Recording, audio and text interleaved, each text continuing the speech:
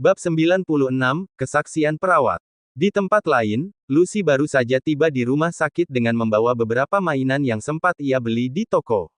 Begitu ia masuk ke ruang perawatan Nate, dia melihat Clark sedang duduk membujuk Nate untuk makan siang. "Nate, ayo makan sedikit saja. Ini adalah bubur yang sudah dibuat oleh koki di rumah kita, jadi ini bukan makanan rumah sakit," bujuk Clark. Nate melempar muka dengan tangan yang disilangkan pada dadanya. "Aku hanya mau makan jika nona cantik yang menyuapiku," jawab Nate. Clark menggaruk kepalanya dengan frustrasi. Sementara itu Lucy sudah mendekat untuk meraih mangkuk yang dibawa oleh Clark. "Biarkan aku yang melakukannya." Wajah Nate begitu cerah saat melihat kedatangan Lucy. Saat Lucy yang mengambil alih, Nate mulai memakan bubur itu dengan patuh. Di sofa Clark menaikkan sudut bibirnya saat melihat kehangatan ibu dan anak itu. Lucy mulai merasa tak nyaman ketika ekor matanya bisa melihat dengan jelas cara Clark menatap dirinya. Itu membuat ia merinding sekujur tubuh, seolah dirinya sudah ditargetkan. "Aku akan kembali, sudah waktunya untukku kembali ke kantor," kata Lucy saat melihat Nate baru saja tertidur setelah minum obat. "Baiklah, maaf merepotkanmu." Kali ini Clark berniat mengantar Lucy hingga keluar rumah sakit. Langkah Lucy tiba-tiba berhenti pada ruang perawatan Catherine berada. "Apakah kamu mengenal wanita yang dirawat di ruangan itu?" tanya Clark saat melihat Lucy linglung di depan kamar Catherine. "Apakah kamu mengetahuinya?" tanya balik Lucy. "Dia Catherine, wanita yang keluarganya baru saja dilaporkan oleh suamimu karena sudah membuat saudara kembarnya mati di penjara. Aku dengar dia adalah mantan dari saudaranya," jawab Clark. Rona wajah Lucy terkuras, ia hampir tak mempercayai pendengarannya sendiri. Clark tersenyum tipis menangkap keterkejutan di wajah Lucy. "Apakah Sean belum bercerita tentang hal itu padamu?" Lucy terdiam, pertanyaan Clark memukul tepat di hatinya yang sakit. "Aku sudah terlambat untuk bekerja, selamat tinggal." Lucy melangkah cepat dengan perasaannya yang rumit. Dia segera mencegat taksi di depan rumah sakit. Begitu masuk di taksi ia duduk dengan menatap kosong ke arah jendela. Ia melamun sepanjang perjalanan, hingga tak menyadari bahwa dia sudah sampai di depan gedung apartemen. Begitu ia masuk, Lucy duduk melamun di sofa. "Kenapa Sean tak pernah menceritakan padaku bahwa ia memiliki saudara kembar dan juga sedang mengurus keadilan untuk saudaranya? Seberapa banyak yang sudah Sean sembunyikan dariku?" Sean tengah dalam perjalanan menuju ke sebuah rumah sakit jiwa yang cukup jauh dan berada di pinggiran kota bersama Abel. "Apakah kamu yakin bahwa perawat itu satu-satunya ahli medis yang tersisa dari orang-orang yang pernah merawat Anne?" tanya Sean pada Abel. "Benar, dia sudah lama terkena penyakit mental setelah kecelakaan mobil. Jadi Wolf Grey tidak menganggap wanita ini bahaya." Sean merengut, "Lalu, apakah menurutmu informasi yang akan ia katakan bisa dipercaya? Jangan sampai kamu hanya membuang-buang waktuku." "Bos, bersabarlah. Aku belum selesai berbicara." Sean menghela nafas. "Baik, lanjutkan." Abel memutar bola matanya dengan wajah yang masam, ia mengutuk di dalam hati karena memiliki bos yang menyebalkan. Wanita itu tidak benar-benar gila, ia menyewa orang lain yang sedang sakit mental dan menggunakan identitasnya. Ia hidup sebagai perawat di sana, bukan sebagai pasien. Kali ini Sean terdiam dan tak mengeluh lagi, Abel hanya mengerucutkan bibirnya melihat Sean yang tak menyanggah dirinya lagi. Setelah menempuh perjalanan selama 2 jam, mereka akhirnya sampai di rumah sakit jiwa saat matahari baru saja turun. Rumah sakit jiwa ini berada di daerah terpencil dengan pemandangan laut yang indah. Sean dan Abel masuk ke rumah sakit jiwa menuju ke sebuah kamar perawatan yang berada di ujung lorong. Di dalam sana ia menemui seorang perawat tengah membersihkan pasiennya. "Siapa kalian?" tanya Sabrina begitu melihat 2 pria asing masuk. "Jadi dia sepupumu yang menggantikan identitasmu sebagai wanita gila." Jantung Sabrina seolah melompat ke tenggorokan, ia menjadi gemetar dan berpegangan erat dengan ranjang saudara sepupunya. Ia mengira bahwa 2 orang yang datang adalah orang yang sama pada 5 tahun lalu yang ingin membunuhnya. "Bahkan jika aku tidak benar-benar gila, aku sudah menutup mulut selama 5 tahun. Kenapa kalian harus khawatir bahwa aku akan membocorkan rahasia itu?" kata Sabrina gemetar. "Jadi rahasia apakah yang kamu sembunyikan?" Sabrina terkejut, ia sepertinya salah mengira siapa 2 orang di depannya. "Tidak, tak ada rahasia apapun. Jika ia membocorkan tentang rahasia pasien 5 tahun lalu, maka hidupnya akan segera berakhir sama dengan rekan lainnya yang bahkan tidak pernah tahu alasan mereka mati." Abel berjalan mendekati wanita itu dengan memainkan belati di antara jemarinya, katakan pada kami tanpa sedikit pun yang kamu tutupi, atau kami akan membunuhmu dan juga saudara sepupumu tersayang ini. Jangan khawatirkan, kamu akan baik-baik saja dan tetap bernafas setelah mengatakan semuanya. Sabrina menatap dua orang menakutkan yang berada di depannya, ia tahu bahwa kini dirinya tengah berada di ujung jurang. Aku akan mengatakannya, tapi berjanjilah untuk membiarkan aku hidup. Tentu, kami berjanji, jawab Abel. Wanita yang koma 5 tahun lalu, sedang mengandung selama 9 bulan ketika ia koma. Seorang pria muda sering datang berkunjung, namun ketika wanita koma itu sudah berada dalam usia kandungan 9 bulan. Seorang wanita tua datang dan memaksa kami untuk melakukan operasi sesar dan mengangkat bayi itu. Setelah itu, ia juga menyuruh kami mencabut semua alat penunjang hidup pada pasien wanita itu. Sean mengepalkan tinjunya dengan erat. Ia tak menyangka bahwa Anne dibiarkan mati begitu saja tanpa alat penopang hidup. Kenapa kalian melakukan itu? Kalian adalah pembunuh. Maki Sean dengan menggertakkan giginya. Tidak, ia tak mati. Ia masih hidup tapi kami terpaksa membawanya ke kamar mayat ketika ia masih bernafas dengan lemah. Apakah kalian sengaja melihat Anne mati perlahan di ruang yang dingin? Tidak, bukan seperti itu, kata Sabrina dengan ketakutan. Beberapa saat setelah aku mendorong ia ke kamar mayat, aku dihantui rasa bersalah hingga aku kembali ke sana lagi. Namun aku mendengar seorang pria dan dokter tengah membuat kesepakatan untuk menukar mayat Anne dengan putrinya yang sudah mati bernama Lucy. Aku sangat lega saat itu, karena Anne akan hidup dengan menggunakan identitas lain. Dia pantas hidup dan bersembunyi dari orang-orang yang menakutkan itu. Sean mundur beberapa langkah, ia sangat terkejut hingga merasa semua dunianya runtuh. Dia tak pernah mengira bahwa selama ini Lucy adalah Anne, dan mereka sudah menikah dan hidup dengan baik sekarang.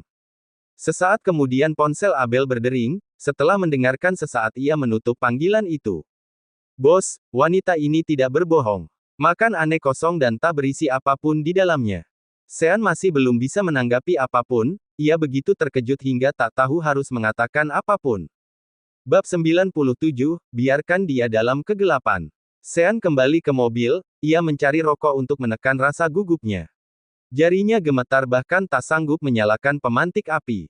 Abel meraih pemantik itu dan membantunya menyalakan api. Apakah kamu butuh obat penenang lagi? Tidak, itu buruk untuk kesehatan jika aku terus bergantung pada obat itu. Abel menyalakan rokok untuk dirinya juga, dua pria itu sama-sama menghembuskan rokok dengan berdiri dan bersandar di badan mobil. Kamu seharusnya merasa lega, Tuhan sepertinya menciptakan kalian untuk satu sama lain. Anne yang tak lain adalah Lucy sekarang sudah menjadi istrimu, kata Abel. Sean masih memiliki wajah yang datar, aku sangat bahagia, pertama karena Anne masih hidup, kedua karena ia sekarang adalah istriku dan kami saling mencintai. Namun, dia memiliki seorang anak dengan Clark. Pria itu bisa membuat anak itu untuk memisahkan kami. Kalau begitu biarkan Lucy dalam kegelapan. Sean menatap Abel, apa maksudmu? Biarkan Lucy tetap tak mengingat apapun seperti sekarang, lagi pula jika ia ingat bahwa dirinya pernah saat itu, Seanlah mengeluarkan dia dari penjara dan juga membantunya membalas dendam pada orang-orang yang sudah membunuh rekan satu timnya dalam sebuah misi. Hanya Abel yang berhasil hidup, namun ia justru dituduh sebagai mata-mata yang menyebabkan pembantaian kelompoknya. Aku pikir rumah orang tua Lucy hanya sekitar 20 menit dari sini. Mari kita mampir, ajak Sean. Bukankah semuanya sudah jelas, apalagi yang ingin kamu tanyakan pada mereka? Kenapa kamu begitu cerewet? Aku hanya ingin mengucapkan rasa terima kasih sudah memberi Anne kehidupan yang baik sebagai putrinya. Oh Sean, jika saja aku memiliki saudara perempuan. Aku akan menyuruh dia untuk menikahimu, puji Abel dengan mata berkilauan. Dalam mimpimu, aku tak sudi memiliki saudara ipar sepertimu. Abel tak bisa berkata-kata, ia segera menuju kursi kemudi untuk membawa Sean ke rumah Jonas. Sean sampai di sana tepat ketika mereka hendak makan malam. Baik Diana dan Jonas terkejut melihat kedatangan Sean, namun saat ia mengamati belakang langkah Sean, dua orang itu mengalami keterkejutan lagi karena Sean datang tanpa Lucy. Apakah kalian mencari Lucy? Dia tidak ikut, aku sebenarnya kebetulan mampir karena memiliki pekerjaan di dekat sini. Benarkah? Kalian tidak sedang bertengkar kan? Tanya Diana khawatir. Tentu tidak, Jika kami bertengkar maka Lucy lah yang justru akan pulang ke sini alih-alih diriku. Diana dan Jonas langsung bernafas lega, baik, ayo masuk. Kami sedang makan malam bersama. Sean mengikuti mereka dan duduk di meja makan. Ia menatap Diana dan Jonas dengan rasa penuh terima kasih. Beberapa saat sebelum makan dimulai ponsel Sean berdering, itu adalah panggilan dari Lucy.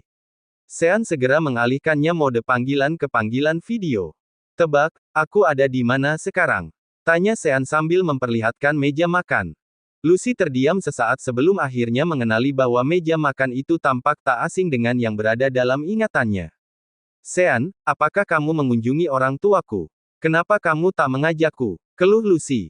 Aku sedang mampir saat dalam perjalanan bisnis. Lain kali mari kita segera pulang bersama. Kamu cepatlah tidur, sepertinya aku akan bermalam di sini. Lucy cemberut, wajahnya menjadi masam seketika. Ada apa dengan wajahmu itu? Apakah kamu keberatan suamimu menginap di rumah orang tuamu?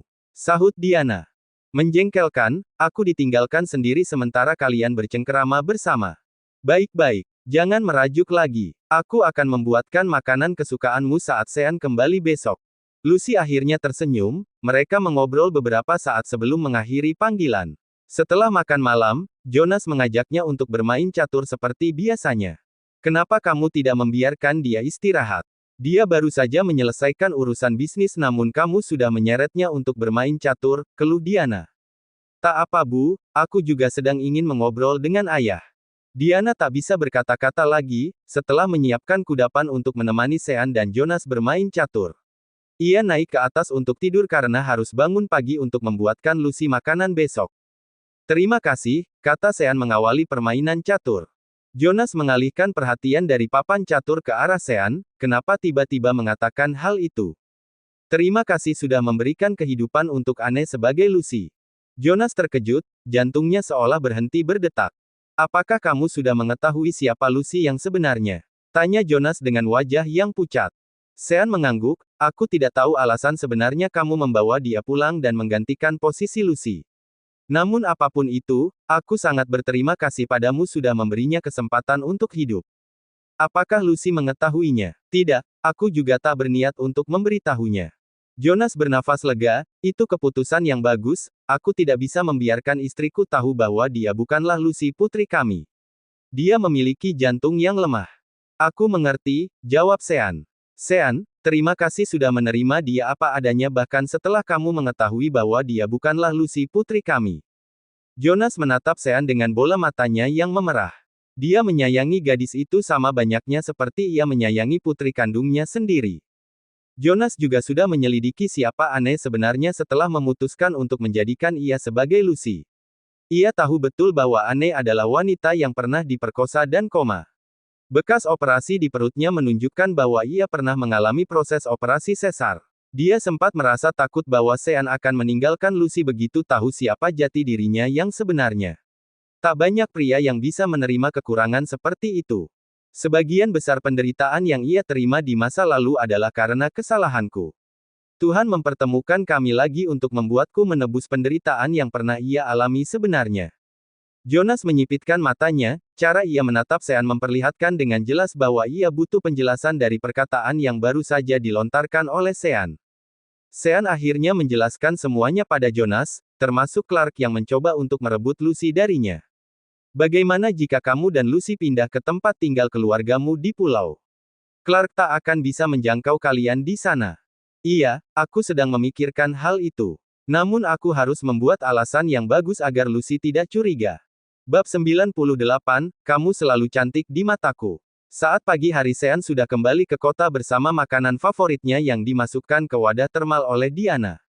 Hari ini adalah akhir pekan, jadi Lucy tidak pergi ke kantor. Begitu Sean sampai di rumah, ia melihat Lucy tengah sibuk memangkas beberapa tanaman di balkon. Ia tak menyadari kedatangan Sean yang kini tengah menatapnya dengan penuh kasih sayang. Lucy mengenakan baju dan topi berkebun yang membuat ia terlihat begitu memesona di mata Sean. Apalagi saat wajahnya memerah dan berkeringat ketika sinar matahari menyengatnya. Aku pulang, kata Sean setelah berdiri hampir 30 menit di pintu menuju balkon. Aku kira kamu akan sampai sedikit terlambat. Lucy melepaskan sarung tangannya, ia tersenyum ceria ketika melihat suaminya.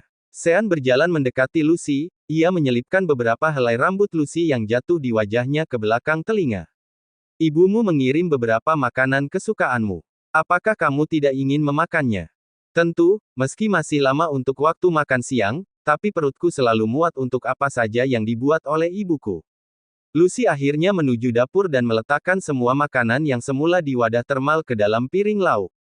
Sean sedang duduk di meja makan untuk menemani Lucy makan. Dia sudah menikmati banyak makanan pagi di rumah mertuanya, jadi ia tak ingin mengurangi jatah Lucy. Kenapa kamu tetap saja kurus padahal memiliki nafsu makan yang banyak? Keluh Sean. Lucy menatap Sean dengan mata yang lebar, ini adalah berat badan idealku, aku tidak terlalu gemuk atau kurus. Apakah kamu tak tahu betapa susahnya aku menurunkan berat badan ketika masih tinggal dengan orang tuaku? Sean tidak bisa berkata-kata, ia akhirnya memilih diam dan menunggu Lucy menghabiskan makanannya. Aku ingin mengunjungi ayah secepatnya di pulau, mungkin kita akan tinggal sedikit lebih lama di sana. Apakah kamu tidak keberatan? Lucy tertegun sejenak, berapa lama itu? Aku belum bisa memastikan, ayah semakin lemah sejak kematian ibu. Dia menjadi mudah merasa kesepian, jadi aku berniat untuk tinggal permanen di sana. Apakah kamu keberatan? Lucy berpikir sejenak, jika ia tinggal di sana maka itu berarti dia akan kehilangan pekerjaan yang ia impikan dan menjadi ibu rumah tangga biasa. Ia juga belum tahu seperti apa penyambutan keluarga Sean di sana. Tiba-tiba ia merasa cemas bahwa ketika ingat kisah di drama film tentang berapa sulit untuk tinggal dengan keluarga mertua.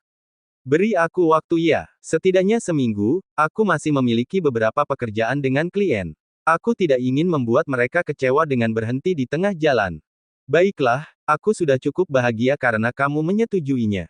Kedua orang itu menghabiskan waktu bersama sepanjang hari di rumah. Saat Sean mandi sore hari setelah fitness ponselnya berdering. Panggilan dari nomor asing, Lucy memilih untuk mengabaikan namun ponsel Sean kembali berdering. Ia akhirnya mengangkatnya. Sean, aku akan dipulangkan hari ini. Bisakah kamu datang? Aku ingin mengucapkan kata maaf dan terima kasih. Suara wanita di ujung telepon itu membuat jantung Lucy seolah berhenti berdetak. Ia sudah bisa menebak bahwa suara itu adalah milik Catherine yang sedang dirawat di rumah sakit karena ia menyebutkan kata akan pulangkan. Dia sedang mandi, aku istrinya. Aku akan menyampaikan rasa terima kasihmu padanya, jadi jangan menunggu dia untuk datang. Di atas ranjang rumah sakit Catherine mencengkeram ponselnya dengan erat. Wajahnya berubah menjadi menakutkan dalam sekejap. Ia menarik nafas dalam sebelum menjawab perkataan Lucy. Oh, jadi kamu Lucy. Bisakah kita bertemu sebentar, ada hal yang ingin kusampaikan padamu. Lucy menyatukan alisnya, ia mengetahui siapa Catherine namun tidak mengenalnya secara langsung. Dia hanya pernah bertemu ketika menyaksikan presentasi Catherine saat presentasi tender ketika itu. Aku minta maaf, namun kurasa kita tidak saling mengenal dengan baik untuk saling bertemu. Lucy menutup panggilan itu tanpa mendengarkan perkataan balasan dari Catherine. Ia meletakkan ponsel Sean di meja nakas tepat setelah pria itu baru saja selesai mandi. Siapa yang menelepon? Kenapa wajahmu terlihat kesal? Tanya Sean sambil menghampiri Lucy dengan hanya mengenakan handuk yang terlilit di pinggangnya. Panggilan dari nomor acak yang tidak penting. Duduklah, aku akan mengeringkan rambutmu. Sean duduk dengan patuh di pinggir ranjang sementara Lucy mengeringkan rambutnya dengan handuk kecil. Seberapa panjang kamu akan membiarkan rambutmu tumbuh? Aku akan memotongnya begitu melebihi pundak, terlalu panjang itu merepotkan. Apakah kamu tidak menyukai pria dengan rambut panjang? Tidak, aku menyukai gaya rambut ini, kamu terlihat sangat mengesankan ketika mengucirnya dengan gaya man bun, puji Lucy. Sementara itu Clark tengah berada di ruang Catherine ketika Lucy menelepon Sean tadi.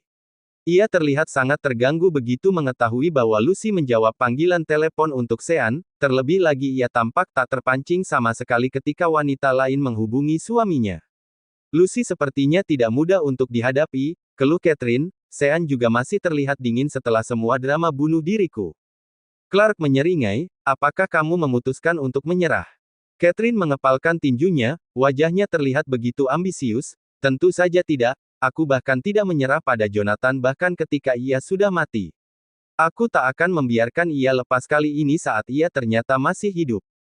Clark tersenyum puas, maka biarkan Lucy tahu bahwa Sean adalah Jonathan, dengan itu ia akan tahu bahwa kamu adalah mantan Jonathan. Iya, aku akan melakukannya. Hanya saja ia tak mengizinkanku untuk bertemu dengannya. Jangan khawatir, besok malam adalah pesta ulang tahun mantan presiden. Ia ada dalam daftar undangan, aku akan memberikanmu akses untuk berada di sana.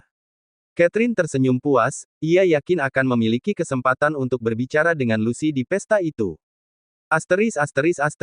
Malam pesta tiba, Sean masuk ke ballroom sebuah hotel bersama dengan Lucy. Berbeda dengan pesta ulang tahun Horizon yang tertutup oleh media, maka ulang tahun mantan presiden kali ini diliput oleh banyak media yang sudah berjajar di depan lobi hotel. Malam ini akan menjadi momen pertama Lucy dan Sean menghadiri pesta di depan publik dengan sorot kamera yang tertuju pada mereka. Bahkan begitu Lucy turun dari limousin, ia kesulitan untuk membuka dengan baik matanya karena kilatan cahaya kamera. Kita bukan artis, tapi kenapa mereka begitu antusias? Keluh Lucy begitu turun dari limousin. Sean tersenyum sambil memberikan lengan untuk dirangkul oleh Lucy. Biasanya aku tidak membiarkan media memotretku, namun setelah wawancara klarifikasi kemarin, banyak media ingin mengambil lebih banyak foto suamimu yang sukses ini, kata Sean dengan bangga. Lucy merangkulkan tangannya ke lengan Sean, sepertinya aku harus lebih memperhatikan penampilanku di masa depan. Aku tak bisa lagi keluar ke supermarket hanya dengan celana jeans dan kaos yang longgar. Tidak perlu, kamu bisa menjadi dirimu sendiri. Aku tidak peduli pada penilaian orang lain padamu. Kamu selalu cantik di mataku. Lucy mendongak dan tersenyum pada Sean, kenapa begitu lama kamu baru datang di kehidupanku? Tanya Lucy dengan kerlingan mata yang nakal. Pria itu dengan segera mengecup kening Lucy. Selain beberapa kamera media yang berhasil menangkap momen romantis itu, ada seorang pria yang baru saja datang ke pesta menatap penuh dendam pada interaksi Sean dan Lucy. Clark mengepalkan tinjunya dengan erat saat rasa cemburu sudah menguasai dirinya. Aku tak akan membiarkan kalian bahagia lebih lama lagi, batin Clark. Bab 99, Pembuktian dari Catherine. Sean dan Lucy berjalan melewati karpet merah. Saat itu ia diberhentikan oleh seorang reporter yang mengajukan pertanyaan untuk mereka. Nona Lucy, bagaimana rasanya menjadi Cinderella di kehidupan nyata? Tanya reporter itu ketika Lucy dan Sean melangkah tepat di sebelahnya. Sean dan Lucy menghentikan langkahnya seketika dan menatap reporter pria itu. Kamu dari perusahaan media mana? Tanya Sean dengan menatap penuh ancaman pada reporter itu. Lucy menarik lengan Sean untuk menghentikan langkahnya yang terus berjalan mendekati reporter itu. Wajah menakutkan Sean membuat si reporter pucat dan terus melangkah mundur ketakutan. Sean, hentikan. Kamu menakutinya. Aku tidak akan membiarkan orang lain menghinamu. Lupakan saja. Lagi pula aku tak keberatan dengan itu, bukankah Cinderella memiliki wajah yang cantik? Kisahnya juga berakhir dengan happy ever after, tidak ada yang buruk tentang itu. Kita akan bahagia seperti kisah itu. Sean mengendur, kamu beruntung. Jika istriku tidak membelamu, maka malam ini akan menjadi akhir untuk kariermu dan juga perusahaan media tempatmu bekerja. Reporter itu bisa bernafas lega setelah melihat Sean pergi meninggalkan dirinya. Saat ia melihat sekelilingnya, dia menyadarkan bahwa beberapa teman reporter tengah berdiri menjauhi dirinya. Di dalam tempat pesta, acara akan segera dimulai. Setelah menempatkan Lucy di meja mereka, Sean menemui beberapa rekan bisnisnya termasuk Horizon. Lucy lebih memilih duduk diam di meja dengan banyak suguhan makanan kontinental yang datang langsung ke mejanya. Ia merasa sangat dimanjakan dari menu appetizer, main course dan dessert yang dimasak oleh master chef hotel ini. Di meja tempat para pebisnis besar berkumpul, Sean juga baru saja mendapatkan makanan di depan ia duduk. Tidak perlu, aku akan makan di meja bersama istriku, kata Sean pada pramusaji yang baru saja memberikan hidangan. Sean mengembalikan piring itu, begitu ia melihat wajah pramusaji, Sean terkejut karena menatap wajah tak asing yang kini mengenakan seragam pramusaji hotel. Apa yang kamu lakukan di sini? Tanya Sean pada Catherine. Perusahaanku jatuh, aku tidak punya apapun sekarang. Jadi aku akan bekerja apa saja yang bisa membuatku bertahan hidup. Sean kehilangan kata-kata, dia tiba-tiba merasa bahwa balas dendamnya terlalu kejam hingga Catherine yang bukan bagian dari pelakunya ikut merasakan dampak dari balas dendam itu. Sean, apa ada yang salah? Tanya Horizon saat melihat Sean menatap ke arah pramusaji. Sean segera mengalihkan pandangannya, tidak, bukan apa-apa. Mari kita lanjutkan tentang rencana bisnis tadi. Catherine berbalik, wajahnya yang semula terlihat sedih berubah menjadi seringai kepuasan. Saat ia melihat Lucy tengah menuju kamar mandi, ia sengaja mengikuti di belakangnya dan masuk ke kamar mandi yang sama. "Apa kabar?" tanya Catherine ketika ia menghampiri Lucy yang tengah mencuci tangannya di wastafel. Lucy menatap ke arah Catherine, butuh beberapa detik untuk ia akhirnya menyadari bahwa wanita dengan seragam pramusaji ini adalah Catherine. "Baik," jawab Lucy sambil masih tetap mencuci tangannya. "Apakah kamu terkejut dengan penampilanku sekarang?" tanya Catherine dengan nada sarkastik. Lucy mengerutkan keningnya, ia tak mengerti kenapa Catherine yang tak ia kenal dengan baik menanyakan hal itu. "Kita tidak pernah bersinggungan bukan? Kenapa kamu seolah bermusuhan denganku?" Catherine tertawa sinis, "Kamu merebut Jonathan dariku, apakah aku harus bersikap ramah padamu? Hanya karena kamu menjadi nyonya sekarang bukan berarti kamu tak akan pernah jatuh ke bawah seperti diriku. Aku tak mengerti apa yang kamu bicarakan. Aku akan pergi sekarang, silahkan nikmati waktumu." Lucy melangkah pergi, ia tak berniat mencari musuh. Lebih baik menghindari pertikaian selagi ia bisa. Namun sebelum ia sampai ke depan pintu kamar mandi untuk keluar, kalimat Catherine menghentikan langkahnya. "Sean tak lain adalah Jonathan, apa menurutmu dia benar-benar menyukaimu?" Lucy berbalik dan menatap tajam ke arah Catherine, "Berhenti omong kosong, kamu hanya sedang berhalusinasi. Dia adalah saudara kembar Sean, mereka orang yang berbeda. Bahkan jika dunia tak mengenalinya, aku sangat mengenal ia dengan baik. Selain bekas luka di wajah kirinya, ia juga memiliki tahi lalat di atas pusarnya bukan?" Lucy mendadak gemetar setelah mendengar itu, rona di wajahnya terdistorsi begitu ingat bahwa Sean memang memiliki tahi lalat kecil di bawah pusarnya. Catherine menaikkan sudut bibirnya dengan puas saat berhasil membuat Lucy goyah. Ia pernah melihat Jonathan berenang 5 tahun lalu, jadi dia tahu tentang tanda lahir di bawah pusarnya. "Sean hanya bersamamu karena rasa bersalahnya pada Anne. Dia tak benar-benar mencintaimu. Kamu hanyalah penebusan untuknya, aku adalah orang yang selalu ia cintai." Catherine meletakkan beberapa foto di atas wastafel, sebagian di antaranya adalah foto Jonathan dan Catherine selama berpacaran. Lalu sebagian lagi adalah foto Sean bersama seorang wanita yang sangat mirip dengan wajahnya. Dia adalah Anne, sahabat Sean. Wanita ini meninggal karena skema yang dibuat oleh ayah dan mantan suamiku. Lihatlah dengan baik, wajahmu dengan dia sangat mirip satu sama lain. Menurutmu apakah Sean benar-benar menyukaimu? Lucy mundur beberapa langkah hingga tubuhnya bersandar ke dinding kamar mandi yang dingin. Ia kembali mengingat saat pertama kali Sean bertemu dengan dirinya dan mengira ia adalah Anne. Ia juga ingat ketika Sean mabuk dan menyebut nama Anne.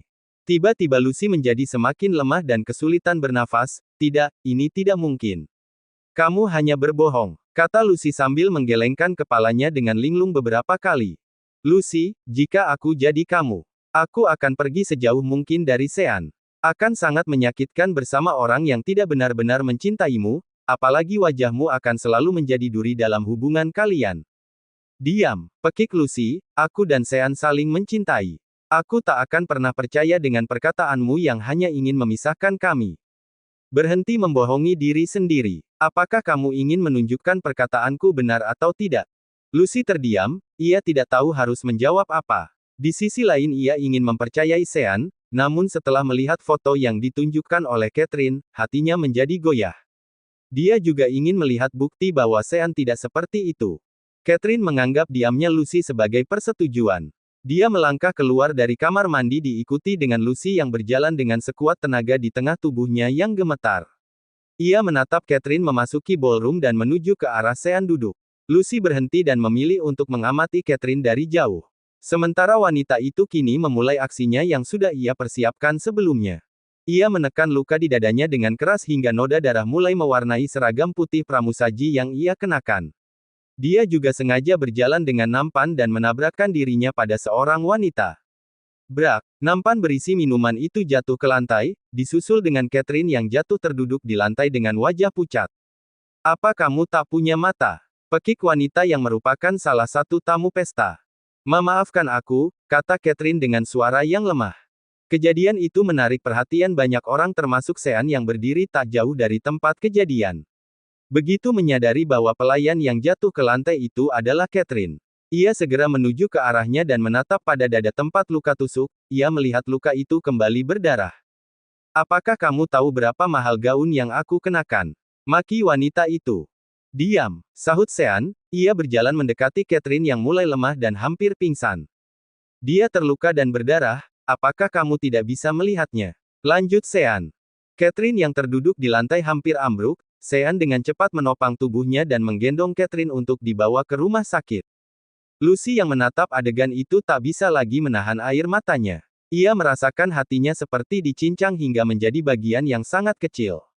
Bab 100, menghajarnya hingga menjadi bubur. Saat Lucy hampir ambruk karena tak sanggup lagi menahan tekanan yang ia rasakan, sebuah tangan melingkar di pinggangnya dan menahan dirinya agar tidak terjatuh. Ketika ia mendongak, wajah pria tak asing membuat ia segera melepaskan dirinya dari tangan Clark yang melingkar di perutnya. Terima kasih, kata Lucy sambil mundur beberapa langkah dari jarak dirinya dengan Clark yang terlalu dekat. Clark mengernyitkan dahinya saat melihat tatapan permusuhan dari mata Lucy, namun ia segera mengatur pengendalian dirinya agar tidak terlihat kesal di depan Lucy. Apakah kamu baik-baik saja? Aku baik-baik saja. Maaf, aku harus pergi sekarang. Clark meraih pergelangan tangan Lucy, apakah kamu akan mengejar pria yang sudah jelas memilih perempuan lain di saat kamu berada tepat di sekitarnya?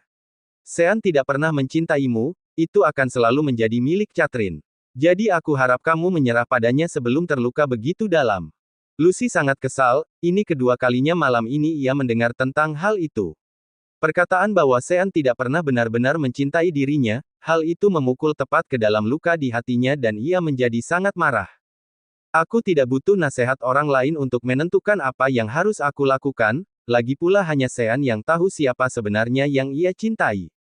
Melihat Lucy masih membela Sean, Clark menjadi semakin marah. Lucy, tidak bisakah kamu melihat siapa pria yang benar-benar mencintaimu?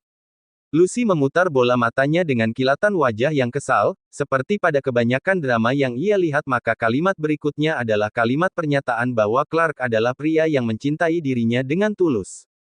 Apakah kamu ingin mengatakan bahwa itu Anda Tuan Clark? Tanya Lucy dengan suara sarkastik. Bahkan jika Sean tidak mencintai dirinya dan memilih Catherine ia tidak memiliki keinginan untuk bersama Clark. Jauh di dalam hatinya ia merasakan bahwa dia adalah pria yang berbahaya. Clark menjadi semakin kesal saat mendengar Lucy memanggil dirinya dengan sebutan petik terbalik Tuan Clark petik terbalik. Lucy, tidak butuh waktu lama untuk membuatmu tahu bahwa aku adalah satu-satunya pria yang akan memperlakukan dirimu dengan baik. Tuan Clark, aku harap Anda tidak melebihi batas. Aku masih istri dari pria lain, jangan pernah berpikir untuk menjadi roda ketiga dalam pernikahan kami. Bahkan jika Sean mempermalukan dirinya dengan menggendong wanita lain hari ini, Lucy tetap harus menjaga nama baik dari hubungan suami istri antara mereka. Lucy berbalik dan hendak melangkah pergi ketika tiba-tiba lengannya ditarik dan dalam waktu kurang dari 1 detik Clark mencium bibir Lucy dengan dominan. Sementara itu setelah Sean menggendong Catherine, dia terhenti di depan pintu masuk dan membiarkan Abel untuk menanganinya. Lucy masih di dalam, aku tidak bisa meninggalkan ia begitu saja. Tolong urus dia. Apakah kamu baru mengingat istrimu sekarang? Cibir Abel. Jika ia jadi Lucy dan melihat suaminya menggendong perempuan lain di depan matanya, maka ia akan membuat keributan saat itu juga. Sean meletakkan Catherine ke punggung belakang Abel. Pria itu menerima transaksi itu dengan berat hati. Aku sangat tak menyukai gadis ini, meski Lucy pernah membuatku marah karena menuduhku melukai Sean dia tetap menjadi nyonya muda favoritku. Sean kembali ke dalam untuk mencari keberadaan Lucy, namun ia tak bisa menemukan gadis itu sama sekali. Tidak, apakah ia pergi dengan marah? Maafkan aku Lucy, aku tidak seharusnya membuatmu terluka dengan memperhatikan Catherine, batin Sean. Ia hanya bertindak impulsif saat tadi karena rasa bersalah sudah membuat Catherine jatuh miskin dan menjadi pekerja kasar yang semula seorang direktur sebuah perusahaan. Sean masih mencari Lucy dengan frustrasi, ia kemudian menemukan Lucy tengah berusaha melepaskan diri dari ciuman Clark. Kepala Lucy ditahan oleh jemari Clark yang menyusup di rambutnya. Satu tangan Lucy yang tidak dipegang oleh Clark memukuli dada pria itu, namun Clark sama sekali tak bergeming. Bahkan saat Lucy menggigit bibir Clark, ia tetap tak berhenti dan tetap mencium Lucy. Sean berlari menuju ke arah mereka, secepat kilat ia menarik Lucy dari Clark kemudian melayangkan tinju ke wajahnya. Tinju itu sangat kuat hingga menjatuhkan tubuh Clark ke lantai. Bibir Clark robek dan mengeluarkan darah segar. Apakah kamu sudah bosan hidup? Jangan pernah mencoba sejauh mana batas kesabaranku. Ancam Sean, Pria itu sangat marah hingga ingin mencabik-cabik pria di depannya. Ia ingin membunuhnya malam ini juga begitu ingat ia sudah menodai Anne, namun membunuhnya secara langsung akan membuat pria ini mati dengan mudah dan Sean hanya akan berakhir di dalam penjara. Clark segera bangkit, Sean, apakah kamu tidak sadar diri dengan mengumpulkan dua wanita sekaligus? Ingat, negara ini masih melarang poligami. Jangan berbicara omong kosong. Lucy akan selalu menjadi satu-satunya istriku. Adapun tentang Catherine, aku hanya menolongnya karena rasa kemanusiaan. Benarkah? Apakah kamu akan terus menutupi kebenaran dari Lucy, bahwa kamu mencintainya hanya karena Anne? Api amarah berkobar di mata Sean begitu pria di depannya menyebutkan tentang Anne, hal itu memicu Sean untuk bertindak di luar kendali. Ia meninju Clark sekali lagi, kedua orang itu kembali bertarung dengan sengit. Sean melepaskan jasnya dan melonggarkan kancing lengan kemejanya. Hal yang sama juga dilakukan oleh Clark. Lucy berdiri gemetar saat melihat kedua orang itu bertarung dengan sengit. Beberapa orang di pesta mulai membuat kerumunan. Meski mereka berada di sebuah sudut yang jauh dari kerumunan, namun pertengkaran antara Sean dan Clark dengan cepat menyebar. Horizon yang segera tiba, hanya melihat hal itu dengan santai sambil menyesap anggur merah di tangannya. Mereka seperti dua predator yang selalu bertarung tiap kali memperebutkan mangsanya. Ada yang mau ikut taruhan lagi? Tawar Horizon pada beberapa pria di sebelahnya. Para pria itu menggeleng, mereka sudah melihat hasil pertarungan antara Sean dan Clark terakhir kali di kapal pesiar waktu itu.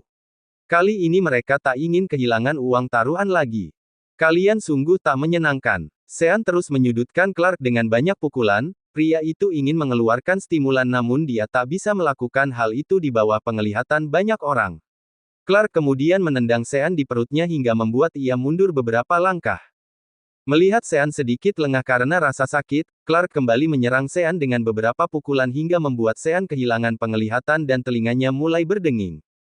Clark, berhentilah! Teriak Lucy ketika melihat Sean mendapatkan banyak pukulan. Begitu mendengar suara Lucy, Sean berusaha kembali pada kesadarannya. Ia segera menyeruduk tubuh Clark dan menjatuhkannya ke tanah. Dia duduk di atas tubuh Clark dan meninju wajahnya beberapa kali hingga hampir seperti bubur. Sean, berhenti! Pekik Horizon, ia merasakan aura membunuh dari diri Sean. Meski ia tahu bahwa Clark pantas untuk dibunuh, tapi konsekuensi yang akan diterima oleh Sean nanti tidak sepadan. Dia akan dipenjara dan secara terang-terangan menyatakan perang terbuka dengan Wolf Grey. Bab 101, menyenangkan Sean di kamar mandi. Sean, sekarang belum saatnya, ini terlalu mudah untuk dia, bisik Horizon pada telinga Sean. Pria itu akhirnya mengendur dan bangkit dari tubuh Clark yang lemah di lantai. Ia terlihat sangat mengerikan, hampir semua wajahnya berdarah meski begitu ia masih memiliki kesadaran. Berhati-hatilah, mulai sekarang. Aku tak akan mengendur padamu. Baik, mari kita lihat. Siapa yang akan menang pada akhirnya? Sean dibawa oleh Lucy dan juga Horizon kembali ke rumah. Dia lebih memilih memanggil dokter ke rumah untuk merawat lukanya daripada harus pergi ke rumah sakit. Saat Sean mendapatkan perawatan, Lucy hanya duduk diam di ujung sofa dan tenggelam dengan pikirannya sendiri. Ia bahagia Sean tidak mengantar Catherine hingga rumah sakit dan melupakan dirinya, namun ia juga masih merasa tak nyaman ketika ingat tentang Anne. Saat semua sudah pergi, ruangan menjadi sunyi. Sean yang terbaring di ranjang dengan rasa nyeri di sekujur tubuh ingin menghampiri Lucy namun ia dikalahkan oleh rasa sakit itu. Apa kamu butuh sesuatu? Tanya Lucy begitu melihat Sean berusaha untuk bangkit. Bisakah kamu duduk di sebelahku saja? Kata Sean sambil menepuk ujung ranjang. Lucy ragu-ragu sejenak, ia merasa tak nyaman namun jika ia menolak maka Sean yang sedang sakit akan bersikeras untuk bangkit dan menghampiri dirinya. Jadi Lucy hanya bisa menurut dan duduk di sebelah Sean tidur. Aku minta maaf, bukan niatku untuk membohongimu tentang siapa diriku yang sebenarnya, juga aku bersumpah bahwa aku tidak memiliki rasa yang tersisa sedikit saja untuk Catherine. Jika aku memiliki sisa rasa, alih-alih membiarkan ia jatuh miskin dan menuntut keluarganya, maka aku pasti sudah membuat ia hidup dengan nyaman sekarang. Lucy masih terdiam, ia menatap jemari Sean yang menggenggam telapak tangannya. Ada luka memar di setiap buku-buku jarinya setelah banyak pukulan yang ia berikan pada Clark. Sean, siapa Anne? Apakah benar bahwa kamu memilihku hanya karena wajah kami yang mirip dan kamu menikahiku hanya untuk menebus dosa pada wanita itu? Jadi apakah kamu mencintaiku atau mencintai Anne? Cecar Lucy dengan mata yang merah. Jemarinya gemetar, ia takut bahwa jawaban Sean akan menghancurkan hatinya. Sean bingung harus mengatakan apa pada Lucy, dia tak mungkin berkata bahwa Anne tak lain adalah dirinya sendiri dan ia sedang cemburu pada identitasnya yang lain. Aku mencintaimu, percayalah itu, di dunia ini aku hanya akan mencintaimu. Jadi tolong jangan pernah ragukan perasaanku padamu, ya, kata Sean dengan penuh permohonan, lagi pula, aku akan melakukan penebusan dosa itu dengan cara membalas dendam untuk mereka yang sudah melukai Anne. Adapun perasaanku padamu itu sama sekali tidak berkaitan dengan rasa bersalah. Bahkan jika suatu hari nanti ingatan Anne kembali, Sean berharap ia akan mengingat perkataan Sean hari ini. Bahwa ia mencintai dirinya tulus tanpa ada hubungannya dengan penebusan rasa bersalah. Lucy tersentuh pada jawaban Sean, pria itu memang benar. Jika Sean menikah dengan dirinya hanya karena penebusan dosa, maka itu sangat tidak masuk akal dengan mengorbankan dirinya pada ikatan pernikahan. Rasa bersalah karena sempat tak mempercayai Sean membanjiri hati Lucy. Sean, maafkan aku, kata Lucy dengan kepala tertunduk, kamu adalah suamiku tapi aku harus goyah hanya karena provokasi orang lain. Cium aku kalau begitu, pinta Sean dengan nada yang nakal. Tidak mau, wajahmu terlihat mengerikan. Diingatkan tentang wajahnya yang mengerikan, Sean tiba-tiba ingat tentang perkelahian ia dengan Clark. Lucy, cepat mandi dan cuci dirimu dengan baik. Jika perlu cuci bibirmu dan gosok gigi 10 kali. Lucy menyatukan alisnya, ada apa dengan perintah aneh itu Sean? Aku tidak suka Clark meninggalkan jejak pada dirimu. Lucy menghela nafas, Sean benar-benar kekanakan saat dia cemburu. Meski begitu, ia setuju dengan Sean, bahkan ketika ia ingat ciuman Clark, ia merasa kulit di tubuhnya merinding karena jijik. Anehnya jauh di lubuk hatinya ia merasa sakit dan marah pada sentuhan Clark, seolah itu membangkitkan dirinya pada trauma yang tak ia tahu. Lucy bergegas ke kamar mandi dan menghabiskan waktu hampir 1 jam lebih di dalam. Saat ia keluar dari kamar mandi, Sean bisa mencium bau harum sabun yang menyengat. Apakah kamu menghabiskan 1 botol sabun untuk membersihkan diri? Goda Sean. Diam, bukankah kamu yang menyuruhku untuk mandi dengan bersih? Sean tertawa melihat wajah panjang Lucy. Ia ingin mencubit pipi cabinya yang mengembung. Sayang, aku juga ingin mandi. Bisakah kamu membantuku? Lucy ingin mengeluh, namun saat melihat kondisi Sean, dia tahu betul bahwa ia pasti akan merasa lengket setelah berkelahi dengan Clark secara intens. Tunggu sebentar, aku akan menyiapkan batap dengan air hangat. Setelah menyiapkan air hangat, Lucy membantu Sean menuju ke batap, namun saat ia hendak pergi lengannya ditarik Sean hingga ia jatuh ke dalam bak tepat di atas Sean. Sean, apa yang kamu lakukan?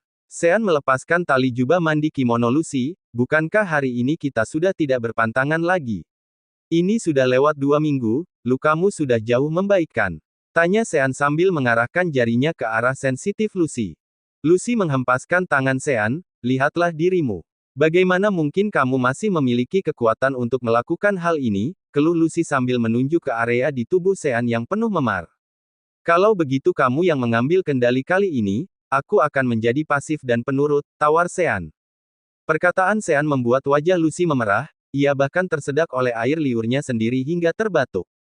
Ayolah istriku, ini sangat menyiksaku. Aku sudah menunggu selama 2 minggu, kata Sean dengan wajah memelas. Ia seperti seekor kucing kelaparan yang menyedihkan. Jika Sean menunjukkan sisi ini pada anak buahnya, mereka bisa mimisan di tempat. Lucy mengerucutkan bibirnya, ia akhirnya menuruti permintaan Sean dengan berat hati. Pada saat mereka kembali ke kamar, Lucy tak hentinya bersin dan hidungnya menjadi gatal. Setelah mandi sendiri selama 1 jam, ia harus berada di kamar mandi selama 1 jam lagi untuk menyenangkan Sean. Saat ia kembali ke tempat tidur, dia membungkus dirinya seperti kepompong dengan selimut. Hanya Sean yang memiliki ekspresi puas di matanya. Seharusnya kita mencoba hal itu sejak lama, rasanya menyenangkan melihatmu berkeringat dengan semua usahamu, goda Sean. Diam, kata Lucy dengan menarik selimut menutupi kepalanya. Ia sangat malu saat mengingat adegan di mana ia yang mengambil kendali kali ini. Selama ini ia sudah terbiasa dengan aktivitas ranjang di mana Sean yang lebih mendominasi.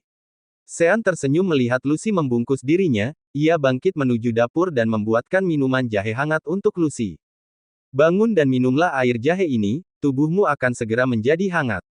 Lucy duduk dengan patung dan menyesap air jahe hangat itu, rasanya manis dan menghangatkan. Aku tak pernah minum air jahe yang begitu enak seperti ini. Sean, kamu cukup pintar. Sean tersenyum dan mengacak rambut Lucy. Air jahe itu adalah resep dari Anne, namun dia tak ingin mengatakan hal itu sekarang karena Anne masih menjadi hal tabu untuk Lucy yang masih hilang ingatan. Asteris asteris asteris. Di rumah sakit swasta milik Clark, dia baru saja terbangun setelah pingsan selama semalaman. Ia bangun dengan marah ketika ingat bahwa ia dikalahkan oleh Sean di depan para tamu. Sean, aku pastikan kamu akan membayar semuanya. Clark kemudian mencari ponselnya. Gary yang berada di sebelah ranjangnya memberikan ponsel itu pada Clark. Dia kemudian menekan nomor telepon Lucy. Gadis itu masih tertidur dalam pelukan Sean ketika ponselnya berdering. Matanya masih lengket saat ia berusaha meraih ponsel di meja nakas. Halo, jawab Lucy bahkan sebelum melihat identitas penelepon. Lucy, mari kita membuat kesepakatan. Lucy yang setengah sadar langsung membuka mata lebar saat mendengar suara dari Clark. Aku sedang tidak ingin terlibat apapun denganmu. Jadi aku tidak tertarik dengan kesepakatan yang kamu ajukan. Clark tertawa, Lucy, aku akan mengirim Sean kembali ke penjara karena catatan kriminal sudah membunuh orang di sana dan juga memalsukan kematian 5 tahun lalu. Tentu saja jika kamu bersedia bertemu denganku dan melakukan negosiasi, maka aku tak akan melaporkan Sean. Lucy mencengkeram ponselnya dengan erat, ia kemudian menoleh ke arah Sean yang masih tertidur dengan lelap. Aku akan menghubungimu nanti, kata Lucy sebelum menutup panggilan itu. Bab 102, bercerailah dengan Sean. Sean membuka matanya, siapa yang meneleponmu? Tanya Sean dengan wajah waspada. Lucy tersentak, ia tak mengira bahwa Sean sudah bangun. Klienku meminta untuk bertemu hari ini, apakah itu tidak masalah bagimu untuk membiarkanku keluar selama 1 jam saja? Sean mentap wajah Lucy untuk mencari jejak kejujuran pada alasan yang baru saja ia kemukakan. Ditatap dengan mata Sean yang mengintimidasi, Lucy tak bisa menahan dirinya untuk gugup. Sean, apakah kamu tidak percaya padaku? Baiklah, tapi begitu kembali belilah lobster. Aku ingin makan itu untuk malam ini.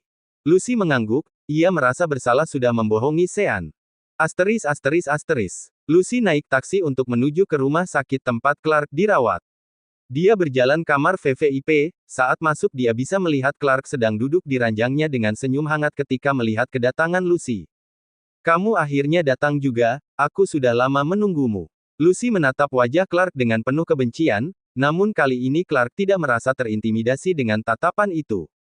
Apakah seperti itu caramu bernegosiasi denganku? Aku bukan orang yang murah hati Lucy, kata Clark. Lucy mengepalkan jemarinya, katakan apa yang kamu inginkan. Clark tersenyum dengan wajahnya yang penuh lebam, hal itu sangat mengerikan bagi Lucy. Dia merasa bahwa meski wajah Sean juga lebam, tapi ia masih terlihat tampan. Aku ingin kamu menceraikan Sean, dengan begitu aku tak akan melaporkan dirinya ke polisi. Lucy terdiam, ketika tubuhnya gemetar karena marah, ia memiliki keinginan untuk memaki pria di depannya. Pria ini menakutkan, dia benar-benar licik dengan semua yang ada di otaknya, batin Lucy. Lucy, aku tidak punya banyak kesabaran. Jika kamu tidak menunjukkan surat cerai dalam waktu 3 hari maka aku akan membuat Sean di penjara. Aku sudah memiliki bukti bahwa ia memalsukan kematian dan lari dari penjara dengan pamannya dan Abel. Tak hanya itu, ia juga membunuh orang, membuat kebakaran dan memanipulasi mayat itu sebagai dirinya. Menurutmu dengan kejahatan itu apakah ia bisa lolos dari penjara kali ini? Lucy menggigit bibir bawahnya hingga ia bisa merasakan anyir darah menyusup ke semua rongga mulutnya. Kenapa kamu sangat tidak ingin melihat kami bahagia? Apakah Sean pernah mencampuri urusanmu? Tanya Lucy dengan sarkastik. Clark menyeringai, tidak, aku akan berhenti mengejar dia asal kamu menjadi milikku. Apakah kamu bahkan tidak bisa melihat bahwa aku tidak mencintaimu? Menahan wanita di sisimu tanpa cinta akan melukai dirimu sendiri. Jangan menguliahi aku Lucy. Tak masalah bahkan jika kamu tidak mencintaiku hingga tua nanti, yang terpenting aku bisa bersama wanita yang aku cintai. Bagiku hal yang lebih menyakitkan adalah melihatnya hidup dengan pria lain. Lucy merasa semakin frustrasi pada pria di depannya, hingga kini ia masih belum memahami kenapa Clark sangat terobsesi dengan dirinya. Kamu sakit Clark. Begitu mendengar hal itu, pria itu langsung turun dan mencengkeram bahu Lucy sangat kencang hingga ia kesakitan. Sesaat kemudian Clark hendak mencium Lucy namun dengan cepat Lucy menutup kedua telapak tangan ke wajahnya. Berhenti. Jangan memaksakan dirimu padaku, kata Lucy di balik tangannya yang melindungi wajahnya. Clark melepas tangannya dari kedua bahu Lucy dan berusaha menarik telapak tangan Lucy, namun gadis itu mundur dengan cepat hingga membentur dinding begitu keras. Jangan datang, pinta Lucy di tengah rasa sakit di punggung dan kepala belakangnya, aku akan menceraikan Sean, tapi aku harap kamu menepati janjimu. Clark merasakan jantungnya seperti ditusuk saat melihat wajah ketakutan Lucy terhadap dirinya, hal itu membangunkan kenangan 5 tahun lalu ketika ia memaksakan dirinya ke dalam tubuh Anne. Clark masih ingat wajah kecewa, putus asa dan kemarahan Anne malam itu. Clark akhirnya berbalik dan mencengkeram dadanya yang terasa sakit, dia tidak ingin Lucy melihat dirinya yang rentan. Pergilah, aku akan memberikan dirimu waktu sampai 3 hari. Lucy keluar dengan tergesa-gesa dari ruangan Clark, ia tidak bisa lebih lama lagi dengan lelaki yang terlihat seperti iblis ini. Begitu ia keluar dari rumah sakit, Lucy berjalan dengan linglung sepanjang jalan tanpa tujuan. Ia tak menyadari ada sebuah mobil hitam yang terus mengikutinya dari belakang sejak tadi. Bos, apakah kamu akan membiarkan ia berjalan linglung begitu saja? Tanya Abel. Ia sudah merasa lelah karena sudah menyia-nyiakan mobil sport dengan kecepatan tinggi hanya untuk mengikuti langkah seorang wanita yang berjalan seperti siput. Suruh penjaga bayangan untuk tetap mengikuti Lucy, mari kita kembali ke rumah.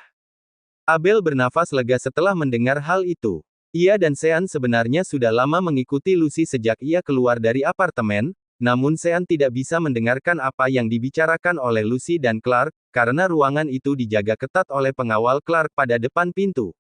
Abel, menurutku kita harus kelancaran serangan ke markas merekakan. Tentu bos, aku juga merasa bahwa dia semakin tak tahu diri. Abel menaruh kebencian juga pada Clark saat ingat kisah tentang Anne yang sudah menolongnya namun justru memperkosa Anne. Dia memiliki niat kejam di dalam hatinya, pada waktu yang tepat ia akan menembak alat reproduksi dari Clark dan membuatnya terkebiri. Sean sudah berada di rumah dan duduk dengan tenang di sofa ketika Lucy datang 1 jam setelah kedatangan Sean. Sayang, apa yang terjadi? Kenapa kamu pergi begitu lama? Lucy kemudian melirik jam di tangannya, ia baru menyadari bahwa ia sudah pergi selama lebih dari 4 jam. Sean, maafkan aku karena lupa waktu, kata Lucy dengan wajah bersalah. Apakah kamu membawakan pesananku? Lucy menggaruk kepalanya ketika ia baru menyadari bahwa ia melupakan pesanan Sean. Maaf, aku benar-benar melupakannya. Tunggu sebentar, aku akan keluar dan kembali dengan cepat untuk membawakannya. Tidak perlu, duduk saja di sini dan temani aku. Lucy berjalan ke arah Sean dan duduk di sebelahnya dengan patuh. Sean dengan lembut membelai rambut Lucy, saat ia menatap bola mata gadis itu, dia masih menemukan rona merah dan bengkak dari bekas air matanya. Apakah ada sesuatu yang mengganggumu? Katakan padaku jika ada yang menggertakmu. Lucy menatap wajah Sean, dia tahu betul bahwa pria ini pasti sudah bisa menebak bahwa ada sesuatu yang sedang mengganggu dirinya. Bagaimanapun, dia adalah pria yang cerdas. Sean, terkadang aku merasa sangat lelah. Kupikir menjadi istri pria kaya sepertimu menyenangkan, namun hingga kini aku belum mendapatkan sesuatu yang berarti. Katakan dengan jelas arah pembicaraanmu. Pinta Sean dengan nada yang datar. Lucy menelan salivanya untuk mengurangi rasa gugup yang ia rasakan, bisakah kita bercerai? Aku sudah bertemu pria lain yang lebih kaya dan menjanjikan diriku dihujani dengan kehidupan mewah. Sean tertawa mengejek, Clark. Lucy tersentak dengan jawaban Sean, ia menggigit bibir bawahnya dengan frustrasi. Dia tahu Sean memang tidak mudah dibodohi. Bab 103, makan malam dengan tamu tak diundang. Sean menyentuh jemari tangan Lucy yang sedingin bongkahan es batu, perlakuan Sean membuat Lucy semakin merasa gemetar. Kamu tidak pandai berakting sayang, sungguh sangat buruk sekali. Lucy melebarkan matanya begitu menatap Sean yang tengah tersenyum padanya. Ia tak mengira bahwa pria ini akan mengekspos dirinya secepat ini. Sean mencium mata Lucy yang berair, kesepakatan apa yang ia miliki denganmu? Dia ingin aku menceraikanmu sebagai imbalan untuk tidak melaporkanmu ke penjara atas kasus pemalsuan kematian dan pembunuhan. Sean mengepalkan tinjunya, ia tak percaya bahwa Clark akan begitu bersikeras mengganggu dirinya setelah ancaman terakhir kali yang sudah ia berikan padanya. Jangan khawatir, aku akan mengurusnya. Lain kali jujurlah padaku pada semuanya, jangan hanya menyimpannya sendiri. Lucy mengangguk dengan air mata yang masih membanjiri wajahnya. Sean memeluk Lucy dengan erat dan menepuk punggungnya seperti menenangkan anak kecil yang sedang bersedih. Jangan mengkhawatirkan apapun. Aku bisa berdiri hingga puncak seperti sekarang setelah keluar dari neraka, bukanlah itu sudah bisa membuktikan bahwa aku adalah pria yang tidak mudah dikalahkan. Lucy mengangguk setuju pada perkataan Sean, bahkan jika ia memang pernah membunuh orang di penjara. Dia pasti memiliki alasan untuk melakukan hal itu. Ia juga tahu bahwa tangan Clark juga sama berlumuran darah seperti Sean. Mereka adalah dua orang yang berkecimpung di dunia bawah, jika mereka tidak membunuh maka mereka akan dibunuh.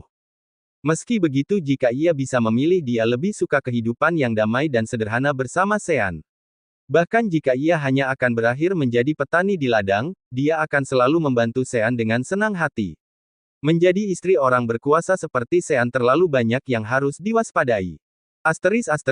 Sean mengajak Lucy makan di restoran untuk membuat suasana hatinya terangkat. Dia tidak ingin membebani Lucy dengan menyuruhnya masak sementara ia masih dalam suasana hati yang buruk. Makanan apa yang ingin kamu makan malam ini? Tanya Sean saat mereka mulai memasuki mobil. Bagaimana kalau makan seafood segar? Bukankah kamu sempat menginginkan lobster tadi? Baik, aku tahu restoran terbaik untuk makanan seperti itu. Sean mengemudi menuju sebuah restoran makanan laut ternama yang selalu menyediakan lauk segar. Hewan laut mereka ditempatkan pada akuarium besar di bagian depan dan masih hidup. Wah, semua laut di sini masih hidup dan terlihat sangat sayang untuk dimakan, kata Lucy begitu menatap deretan ikan di akuarium. Sean langsung memutar bola matanya, jadi apakah kamu ingin memelihara atau memakannya? Lucy mengelus lembut perutnya, meski hatiku menolaknya, tapi perutku berkata lain. Jadi mari kita pilih beberapa di antara mereka. Sean tertawa melihat kekonyolan Lucy, dia memilih ikan, udang, lobster bahkan kerang seolah ia bisa menghabiskan semua makanan itu malam ini. Saat mereka sibuk memilih sebuah tangan kecil tiba-tiba meraih tangan Lucy. Nona cantik, kenapa kamu tidak pernah menemuiku setelah aku keluar dari rumah sakit? Tanya Nate dengan bola mata bulatnya yang cerah. Saat melihat Nate, Lucy melemparkan pandangan ke arah Sean. Namun alih-alih berwajah masam, Sean tak memiliki perubahan di wajahnya. Hanya ia yang tahu badai dalam hatinya yang coba ia tahan, pada akhirnya dia adalah anak aneh yang berhak untuk mendapatkan kasih sayang dari ibunya. Asal Nate tidak menjadi benteng yang akan memisahkan dia dengan Lucy, dia tak akan melarang untuk mereka menjadi dekat. Lucy berjongkok di depan Nate, Nate, kenapa kamu bisa berada di tempat ini, dengan siapa kamu datang? Aku datang bersama pengasuhku karena sedang ingin makanan laut, jawab Nate sambil melempar pandangan ke arah seorang pengasuh tak jauh di belakangnya. Baiklah, mari bergabung dengan kami. Apakah kamu mau? Ajak Lucy. Pria kecil itu mendongak untuk melihat reaksi pria tinggi besar di sebelahnya. Lucy mengerti bahwa anak kecil itu sedang khawatir jika Sean akan menolak Nate untuk bergabung. Jangan khawatir paman adalah orang baik yang akan mengizinkan kita makan bersama. Wajah Nate begitu cerah ketika membayangkan akan makan dari suapan tangan Lucy. Tiga orang itu segera menuju ruang makan pribadi. Saat semua makanan siap, Lucy dengan penuh perhatian mengupaskan udang besar untuk Nate dan menyuapinya. Ia juga memisahkan daging ikan dengan durinya dan memberikan pada Nate. Sean merasa tak nyaman jauh di dalam hatinya, Nate kecil akan selalu menjadi duri dalam hatinya namun dia tidak bisa membenci anak kecil ini. Sama seperti Anne, dia adalah korban yang tidak bersalah. Namun Clark pasti akan menggunakan bocah kecil ini untuk mengikat Lucy di masa depan. Ia hanya tak menggunakan kartu truf sekarang, entah skema besar apa yang sudah disiapkan oleh Clark. Sean, apa yang salah? Kenapa kamu tidak makan? Sean segera tersadar dari pikiran rumitnya begitu mendengar pertanyaan Lucy. Aku sudah kenyang, kalian makanlah dengan baik. Lucy bisa merasakan bahwa Sean sedang dalam suasana hati yang buruk, dia bahkan tidak menyentuh lobster yang semula ingin ia makan. Makanlah lebih banyak, bukankah kamu menginginkan lobster ini sebelumnya? Lucy meletakkan daging lobster di atas nasi Sean. Sean tersenyum kaku sebelum memasukkan makanan itu ke dalam mulutnya.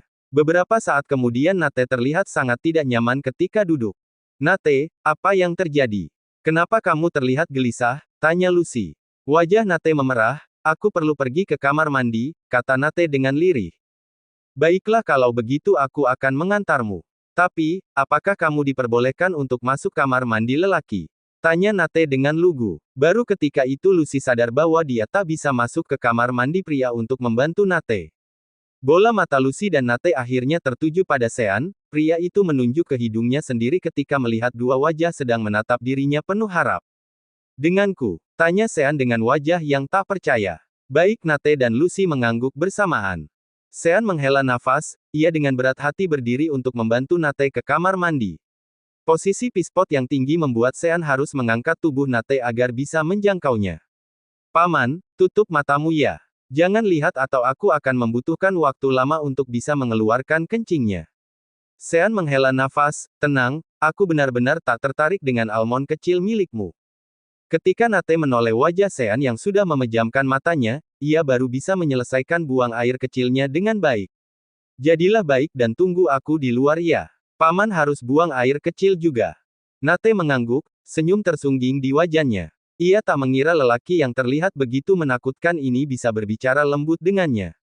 Ketika Sean baru saja keluar dari kamar mandi, ia tak menemukan Nate di depan pintu kamar mandi. Ia mengedarkan pandangannya ke sekeliling namun tak dapat menemukan sosok Nate. Apakah dia sudah kembali ke meja makan? Gumam Sean. Saat ia hendak melangkah pergi, dia mendengar suara anak kecil yang berada di ruang ujung kamar mandi tempat peralatan kebersihan disimpan. Hai bocah cengeng, jadi kamu sekarang bisa ke kamar mandi sendiri tanpa meminta bantuan orang lain rupanya. Kata Gavin yang merupakan teman sekolah Nate. Ia sudah lama sering mengejek Nate di sekolah karena dia berpikir Nate hanya murid pindahan yang penakut. Bab 104, menjadi paman Nate. Gavin yang merupakan kakak kelasnya memiliki postur yang jauh lebih tinggi dari Nate yang membuat bocah kecil itu takut. Nate bahkan seringkali harus menahan keinginan buang air kecil karena teman-temannya akan mengolok dirinya yang selalu membutuhkan bantuan guru untuk ke kamar mandi. Apakah kamu yakin tidak membasahi lantai kamar mandi dengan air senimu Nate? Ejek Gavin. Biarkan aku pergi, kata Nate dengan wajah tertunduk. Nate, tunggu. Aku akan membantumu membersihkan diri. Aku yakin kamu tidak membilasnya dengan benar.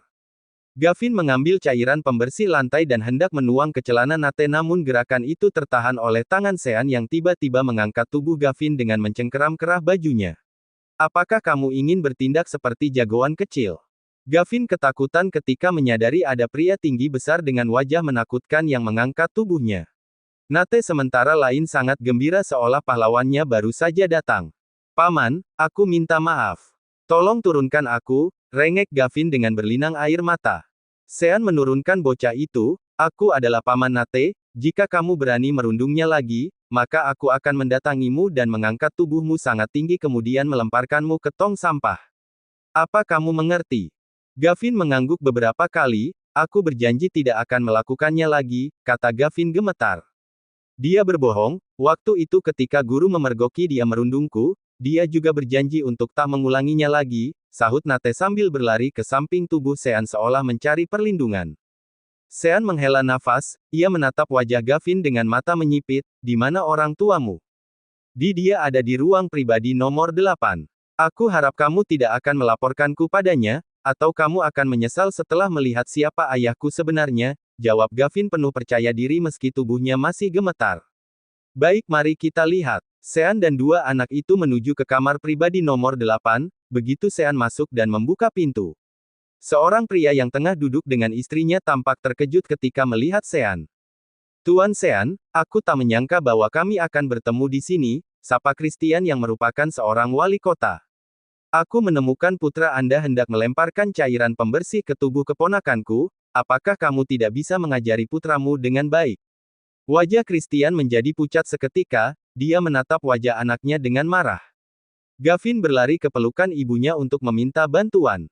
Nate mengatakan bahwa putramu juga sudah sering mengoloknya di sekolah. Aku ingin tahu seperti apa caramu untuk mendisiplinkannya. Christian menelan ludahnya, istrinya dan juga Gavin tampak bingung kenapa Christian yang memiliki status tinggi justru berwajah pucat saat menghadapi pria ini. Aku berjanji akan mendisiplinkan Gavin dan memastikan ia tak merundung keponakanmu lagi. Tolong maafkan kami, kata Christian dengan wajah tertunduk.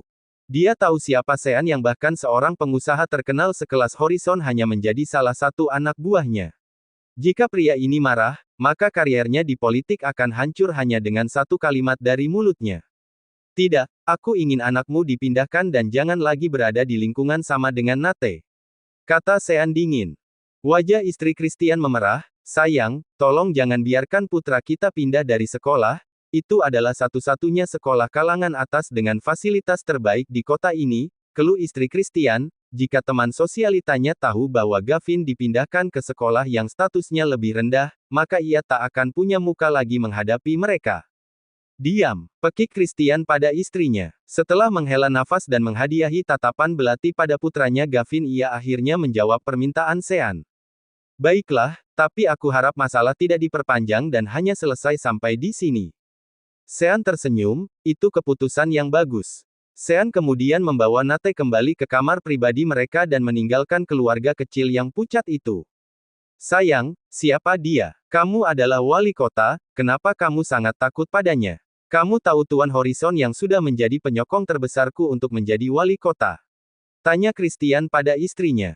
Wanita itu mengangguk, ia mengenal dengan baik Horizon. Istri Horizon adalah teman sosialitanya yang selama ini ia berusaha jilat. Horizon hanyalah bawahan dari pria tadi. Jadi dia adalah pria yang tak bisa kita singgung. Rona di wajah istri Christian segera terdistorsi begitu mendengar hal itu. Kenapa kalian begitu lama? Tanya Lucy begitu melihat dua pria itu masuk. Kamar mandinya memiliki antrean yang panjang tadi, jawab Sean singkat. Ketika mereka masih makan makanan penutup, pintu ruang pribadi tiba-tiba terbuka. Clark masuk bersama Gary dengan wajah yang dingin. Begitu ia mendapat kabar bahwa putra mereka tengah makan malam bersama Sean dan Lucy. Ia yang masih di rumah sakit segera menuju ke restoran dengan amarah yang mendidih. Dia takut bahwa Sean akan merebut keluarga kecil yang selama ini ia impikan. Nate, apa yang kamu lakukan? Kemari cepat. Nate menatap wajah dingin Clark dengan ketakutan, ia bersembunyi di belakang lengan Lucy dan tak berani menatap ayahnya. Nate, apakah kamu berusaha melawanku? Tanya Clark mulai tak sabar. Sean hanya duduk dengan menyilangkan tangan menatap wajah marah Clark. Sementara Lucy sibuk untuk menepuk bahu Nate yang masih terlihat takut.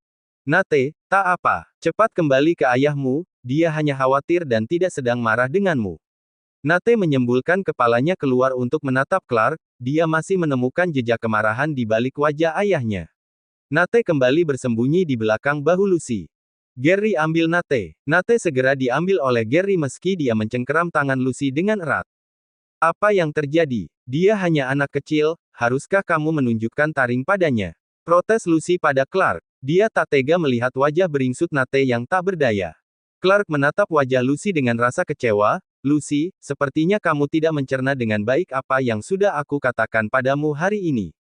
Jangan salahkan aku jika tidak lagi bersikap lunak. Haha, Sean yang duduk di sudut tiba-tiba tertawa dengan keras. Tawa ejekan itu membuat Clark semakin naik pitam, ia menggertakkan rahangnya dengan kesal. Kamu tidak akan lama tertawa Sean. Ancam Clark. Baik, mari kita lihat kalau begitu. Clark pergi dengan menggendong Nate, begitu ia sampai ke mobil dia mendudukkan Nate di kursi belakang dan membelai wajahnya. Maaf ayah sudah menakutimu, kamu boleh dekat dengan nona cantikmu. Asal jangan ada pria tadi, oke. Ayah tapi dia pria yang baik, ia bahkan sudah membantuku. Diam, bentak Clark sebelum Nate menyelesaikan perkataannya, ia sangat marah ketika mendengar bahwa Nate kini sudah membela Sean di depannya. Nate gemetar setelah mendengar suara keras dari ayahnya, matanya memerah dan ia mulai menangis. Melihat Nate menangis hati Clark sangat sakit, meski begitu ia tetap tak ingin mendengar Nate membela Sean lagi.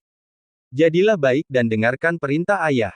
Nate mengangguk dengan air mata yang masih mengucur deras, Clark menarik tubuh Nate ke dalam pelukannya. Saat bocah itu tertidur Clark mulai berbicara dengan Gary. Kirim Sean ke penjara, berikan bukti yang sudah kita kumpulkan ke pihak berwajib. Baik bos. Clark mengepalkan tinjunya dengan erat. Lucy, ini adalah apa yang kamu minta setelah memilih untuk mengkhianati kesepakatan kita. Ketika Sean di penjara, akan mudah untuk membuat kalian berpisah. Batin Clark. Bab 105, Kehidupan Penjara Seorang Sean. Lucy dan Sean baru saja kembali ke apartemen ketika sekelompok polisi mendatangi mereka. Tuan Sean, kami mendapatkan surat tugas untuk menangkap Anda atas kasus kebakaran di rumah tahanan 5 tahun lalu, dan juga memalsukan kematian untuk melarikan diri bersama Abel dan juga Michael, kata salah satu petugas polisi. Lucy yang berdiri di sebelah Sean terkejut, Tubuhnya mulai gemetar dan ia tak bisa lagi menyembunyikan rasa takut pada dirinya. Dia tak menyangka bahwa Clark akan begitu cepat untuk bertindak. Tidak, pasti ada kesalahan di sini, kalian tidak bisa membawanya begitu saja. Kami sudah membawa surat perintah dan bisa memastikan bahwa tak ada kesalahan prosedur di sini. Anda bisa menyewa kuasa hukum untuk membantu dalam proses hukum nanti. Sean menepuk bahu Lucy, tak apa, jangan khawatir. Aku akan baik-baik saja dan segera kembali. Aku harap kamu tidak berpikiran sempit dan menemui Clark untuk kesepakatan yang konyol. Lucy mengangguk dengan mata yang berair. Ketika polisi mulai memasangkan borgol ke pergelangan tangan Sean, Lucy merasa hatinya seperti ditusuk pisau. Ia menangis sambil menyentuh borgol dingin yang melingkar di tangan Sean. Jangan menangis, itu menyakiti hatiku. Segera masuk dan istirahatlah, oke, kata Sean sebelum pergi bersama kelompok polisi. Setelah Sean pergi, Lucy segera menelepon Aston untuk meminta bantuan. Dia ingin menghubungi Horizon, tapi Lucy bahkan tidak memiliki nomor pria itu. Lucy, ada apa? Tak biasanya kamu menghubungiku. Aston, bisakah kamu membantu Sean?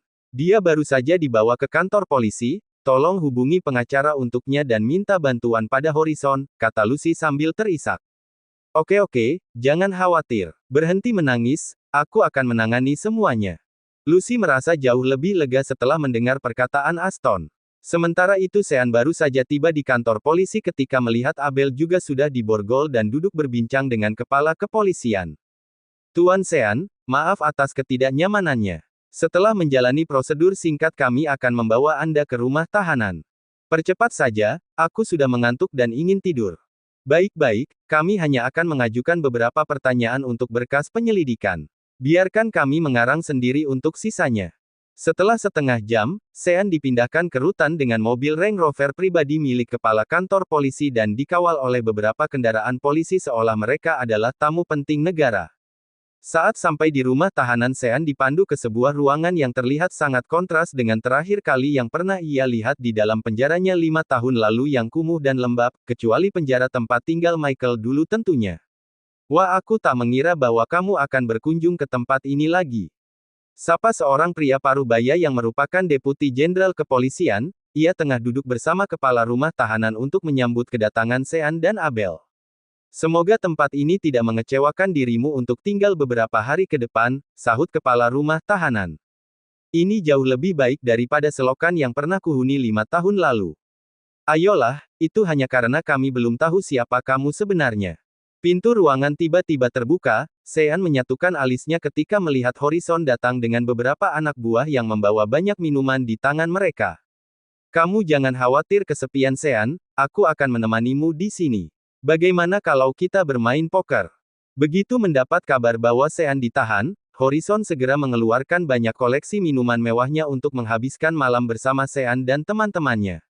Itu ide yang bagus, sahut Abel. 5 pria itu akhirnya duduk mengelilingi meja untuk bermain poker. Uang tidak lagi menjadi taruhan yang menggiurkan untuk mereka, kali ini bagi yang kalah akan dihukum dengan mendapatkan penjepit jemuran di wajah mereka. Pada tengah malam baik wajah Horizon dan juga kepala rumah tahanan sudah dipenuhi oleh penjepit jemuran. Sean hanya memiliki satu yang menempel di dagunya. Ia tetap menjadi dewa judi yang tak terkalahkan. Sean menaruh ponselnya di atas meja sambil mengamati video CCTV yang menampilkan semua aktivitas Lucy selama di rumah. Saat Sean tertawa menatap ponselnya, Abel mendecakkan lidah dengan jengkel. Cek, apakah kamu tidak ingin menghubungi dia? Lihatlah betapa gelisahnya istrimu, sungguh pria yang kejam. Aku sengaja ingin melihat sejauh mana dia merindukanku. Lagi pula jika aku mengatakan tentang kondisiku sekarang, maka Clark akan curiga jika Lucy terlihat baik-baik saja. Beberapa detik kemudian Sean menghadiahi Abel tatapan belati sambil menutupi layar ponsel dengan satu telapak tangannya. Apakah kamu mengintip Lucy yang sedang mengenakan piyama? Abel memutar bola matanya, kamu menaruh ponselmu tepat di atas meja. Tak hanya aku, bahkan Horizon yang duduk di sebelah kirimu juga bisa melihatnya. Sean memutar bola matanya ke arah Horizon, jantung Horizon seperti naik ke tenggorokan. Ia dengan cepat berpura-pura mabuk dengan kepala yang terhuyung. Ia sempat melirik ponsel Sean dengan ekor matanya tadi, jadi sekarang ia ketakutan terhadap keselamatan bola matanya. Di pantos Lucy tak bisa tertidur, dan hanya berguling di atas ranjang. Ia sudah terbiasa dengan Sean di sisinya. Ia diliputi rasa gelisah ketika membayangkan bahwa Sean akan tidur di lantai penjara yang dingin. Lucy merasa hatinya sangat sakit. Saat pagi hari Lucy berangkat kerja, dia mendapatkan tatapan aneh dari banyak karyawan. Mereka terlihat memasang senyum kaku ketika menyapa Lucy. Setiba di kantornya, Lucy segera membuka portal berita yang ternyata sudah dipenuhi oleh skandal pimpinan dari Valley Corp yang sudah masuk penjara. Bahkan harga saham Valley Corp mulai turun akibat berita yang beredar. Pantas saja para pegawai memasang wajah aneh ketika menatapku tadi. Aston, sudahkah kamu membaca berita?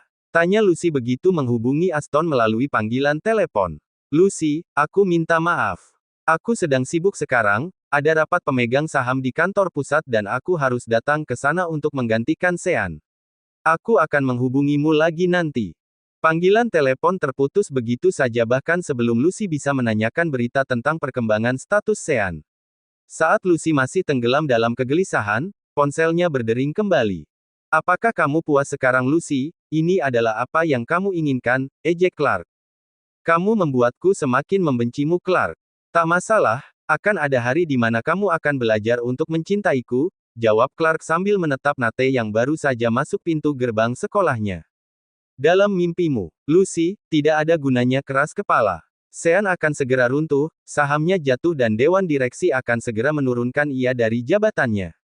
Lucy menekan pensil di tangannya begitu erat hingga patah menjadi dua. Bahkan jika Sean menjadi miskin, aku masih bisa untuk menghidupinya. Aku bahkan bisa menunggu ia sampai keluar dari penjara. Balas Lucy sebelum memutus panggilan telepon itu. Kata-kata Lucy menikam begitu keras ke hati Clark. Ia membanting ponselnya di dalam mobil hingga membuat Gary yang sedang menyetir terjingkat. Gary, jika ingatan aneh kembali, ia tidak akan mencintai Sean sebanyak sekarang kan? Bagaimanapun secara tidak langsung, Sean adalah penyebab aneh diculik saat itu. Gary menghela nafas, tidak hanya Sean, mungkin dia akan lebih membencimu. Clark meninju kaca mobil dengan keras hingga menimbulkan retakan. Jantung Gary hampir lepas saat melihat itu, ia hanya beruntung bahwa Clark lebih memilih meninju mobil daripada meninju dirinya yang sudah menjawab pertanyaan Clark. Clark tahu betul jawaban Gary masuk akal, karena itu pula Clark belum berani mengeluarkan Nate sebagai kartu trufnya karena secara tidak langsung maka ia harus mengakui pada Lucy bahwa dia sudah memperkosa dirinya 5 tahun lalu. Bab 106, menentukan pimpinan baru. Di dalam penjara, Sean sedang berdiri di balkon sambil menatap para tahanan di lapangan yang sedang membersihkan area sekitar. Ia menangkap sosok Kalen yang terlihat begitu mengerikan dengan sapu di tangannya. Abel, aku bosan. Bisakah kamu meminta petugas untuk membawa Kalen ke kamar kita? Tentu. Di tengah lapangan, Abel didatangi oleh dua petugas penjara. Apa yang salah? Tanya Kalen. Aku dengar kamu membutuhkan uang, bagaimana jika aku memperkenalkanmu pada seseorang yang bisa memberimu banyak uang dengan memijat kakinya? Kalen diam sesaat, ia memang membutuhkan uang. Ia bisa membeli makanan yang lebih layak jika dia memiliki uang di sini. Begitu pula dengan produk mandi, selama di penjara ia merasa kulitnya menjadi kering karena menggunakan sabun batangan dengan kualitas yang jelek. Hanya memijat kakinya bukan. Dua petugas itu mengangguk. Baiklah kalau begitu. Kalen segera diantar ke salah satu ruangan di lantai 3. Ia sangat terkejut bahwa di dalam penjara ini memiliki kamar yang begitu indah seperti pada sebuah hotel bintang 5 dengan semua fasilitas yang lengkap. Seberapa banyak yang harus dibayar untuk mendapatkan tempat tinggal seperti ini di dalam penjara? Tanya Kalen pada petugas di sebelahnya. Setidaknya kamu harus menjadi seorang pimpinan perusahaan besar atau seorang politikus dengan status yang tinggi dan kuat. Kalen menelan ludahnya, ia merasa begitu iri pada penghuni yang bisa mendapatkan kamar ini. Kehidupan pasti tidak seperti di dalam penjara ketika bisa menempati tempat indah ini. Sayangnya, ia sekarang jatuh miskin dan bahkan tak punya uang sepeser pun. Setelah membuat keluarganya jatuh, tak ada satupun dari mereka yang datang mengunjungi Kalen. Cepat pijat kakiku, apakah kamu akan berdiri saja di situ? Kata Sean sambil menutupi wajahnya dengan majalah yang ia baca. Kalen membeku, ia seperti mengenal dengan suara pria ini namun dia tak bisa mengingatnya, lupakan, ia mungkin hanya salah satu rekan bisnis yang pernah kutemui di pesta. Kalen segera berjalan menghampiri pria yang tengah duduk di kursi. Ia duduk di bawahnya kemudian memberikan pijatan di kedua kaki Sean. Lebih keras. Titah Sean. Kalen menaikkan kekuatan tangannya dengan wajah yang masam. Lebih keras lagi. Apakah kamu bahkan seorang pria? Kenapa tanganmu sangat gemulai? Kalen menarik nafas, ia menaikkan kekuatan tangannya lagi dengan wajah yang semakin jengkel. Apa kamu menantangku? Tanya Sean saat merasakan Kalen memijat kakinya dengan kekuatan tinggi yang seolah ingin meremukkan tulangnya. Apa yang sebenarnya kamu inginkan? Aku sudah menaikkan kekuatan tanganku seperti yang kamu perintahkan. Sean membuka majalah yang menutupi wajahnya. Saat Kalen melihat wajah Sean, pupil matanya hampir lepas ketika menyadarkan bahwa pria di depannya adalah Sean yang tak lain adalah Jonathan. Jonathan, kata Kalen tergagap. Tulang punggungnya terasa begitu dingin ketika melihat tatapan tajam dari pria di depannya. Bagaimana kehidupan di penjara? Sepertinya semua tak berjalan dengan baik mengingat betapa mengerikan penampilan dirimu sekarang. Kalen mengepalkan tinjunya dengan erat di atas lutut. Dia sangat membenci Sean, namun ia tahu tak ada gunanya sekarang untuk menunjukkan taringnya pada Sean sementara ia hanya semut kecil bagi pria di hadapannya. Kenapa kamu harus mempermalukan diriku sejauh ini? Bukankah aku sudah di penjara seperti yang kamu inginkan? Tanya Kalen dengan kepala yang tertunduk. Aku masih ingat, dulu kamu sengaja membayar beberapa napi untuk menyiksaku selama di penjara ini. Bagaimana kalau sekarang aku melakukan hal yang sama? Aku sangat ingin melihatmu bertarung melawan hidup dan mati dengan banyak orang yang menghajarmu secara langsung. Kalen segera berlutut di bawah kaki Sean, maafkan aku, jangan lakukan itu. Aku akan melayanimu dengan baik. Tolong maafkan aku. Sean tersenyum penuh cibiran, kamu ternyata sangat memalukan. Baiklah kalau begitu, aku akan melepaskanmu jika kamu berhasil mendaratkan satu pukulan saja pada asistenku. Kalen kemudian menatap Abel yang berdiri di sudut ruangan. Meski ia terintimidasi dengan postur tegap dan tinggi pria itu, setidaknya ia masih memiliki keyakinan bisa memukulnya. Kalen dan Abel kini berdiri saling berhadapan. Kalen mengepalkan tinjunya dan siap untuk menghantam Abel, namun saat ia mulai melancarkan pukulan, Abel selalu bisa menepisnya dengan hanya gerakan ringan. Ia bahkan melakukan hal itu sambil merokok. Bahkan petugas kebersihan di rumah Sean tahu bela diri jauh lebih baik darimu. Ejek Abel. Kalen semakin marah, ia mengepalkan tinjunya dengan erat dan menghantam Abel dengan kekuatan penuh, tapi pria itu selalu bisa menangkisnya. Hal itu berlangsung sampai setengah jam. Aku mengantuk dan akan tidur dulu, kata Sean sambil menguap, ia berjalan ke atas ranjangnya dan mulai tertidur. Apakah kamu tidak bisa melakukannya dengan cepat? Aku sudah lelah berdiri.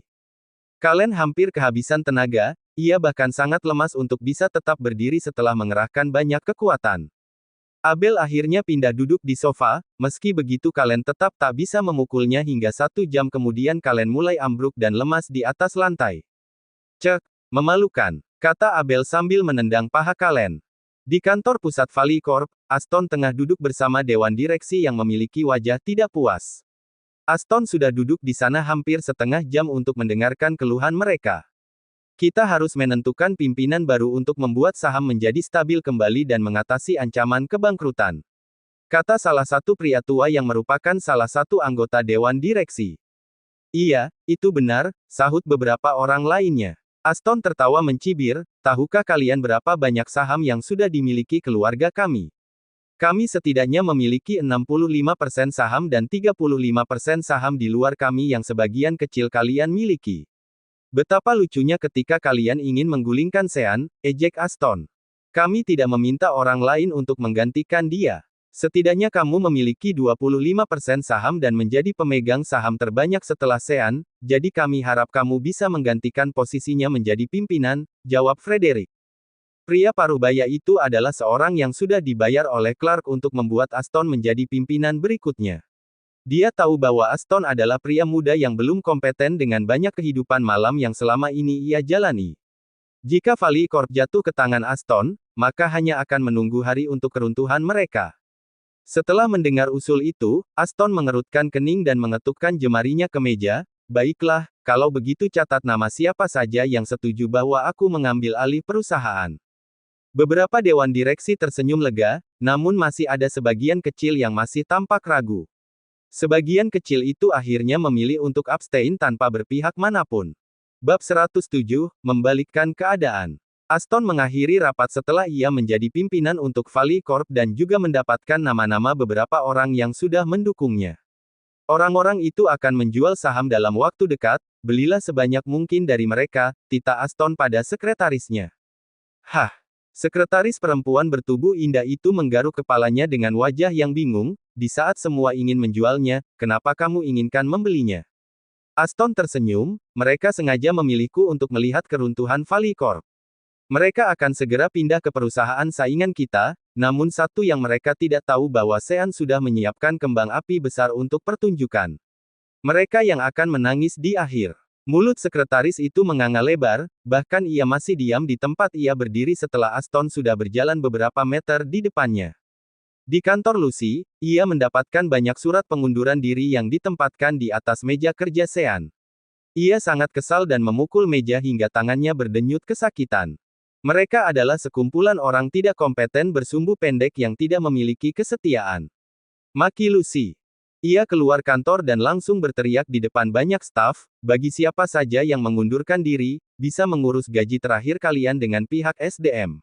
Ingat, kalian tak akan lagi diterima lagi bekerja di sini pada masa depan. Ancam Lucy. Ia melihat setidaknya ada 5 orang dari tim divisi yang bangkit dari meja kerja mereka. Lucy mengepalkan tinjunya dengan erat, setelah ia menghela nafas dia membanting pintu ruang kerja Sean. Pada hati berikutnya Titanium Corp diguncang oleh sebuah kebakaran hebat di gudang terbesar milik mereka. Tak hanya itu banyak bisnis ilegal yang mereka miliki diselidiki oleh pihak berwajib.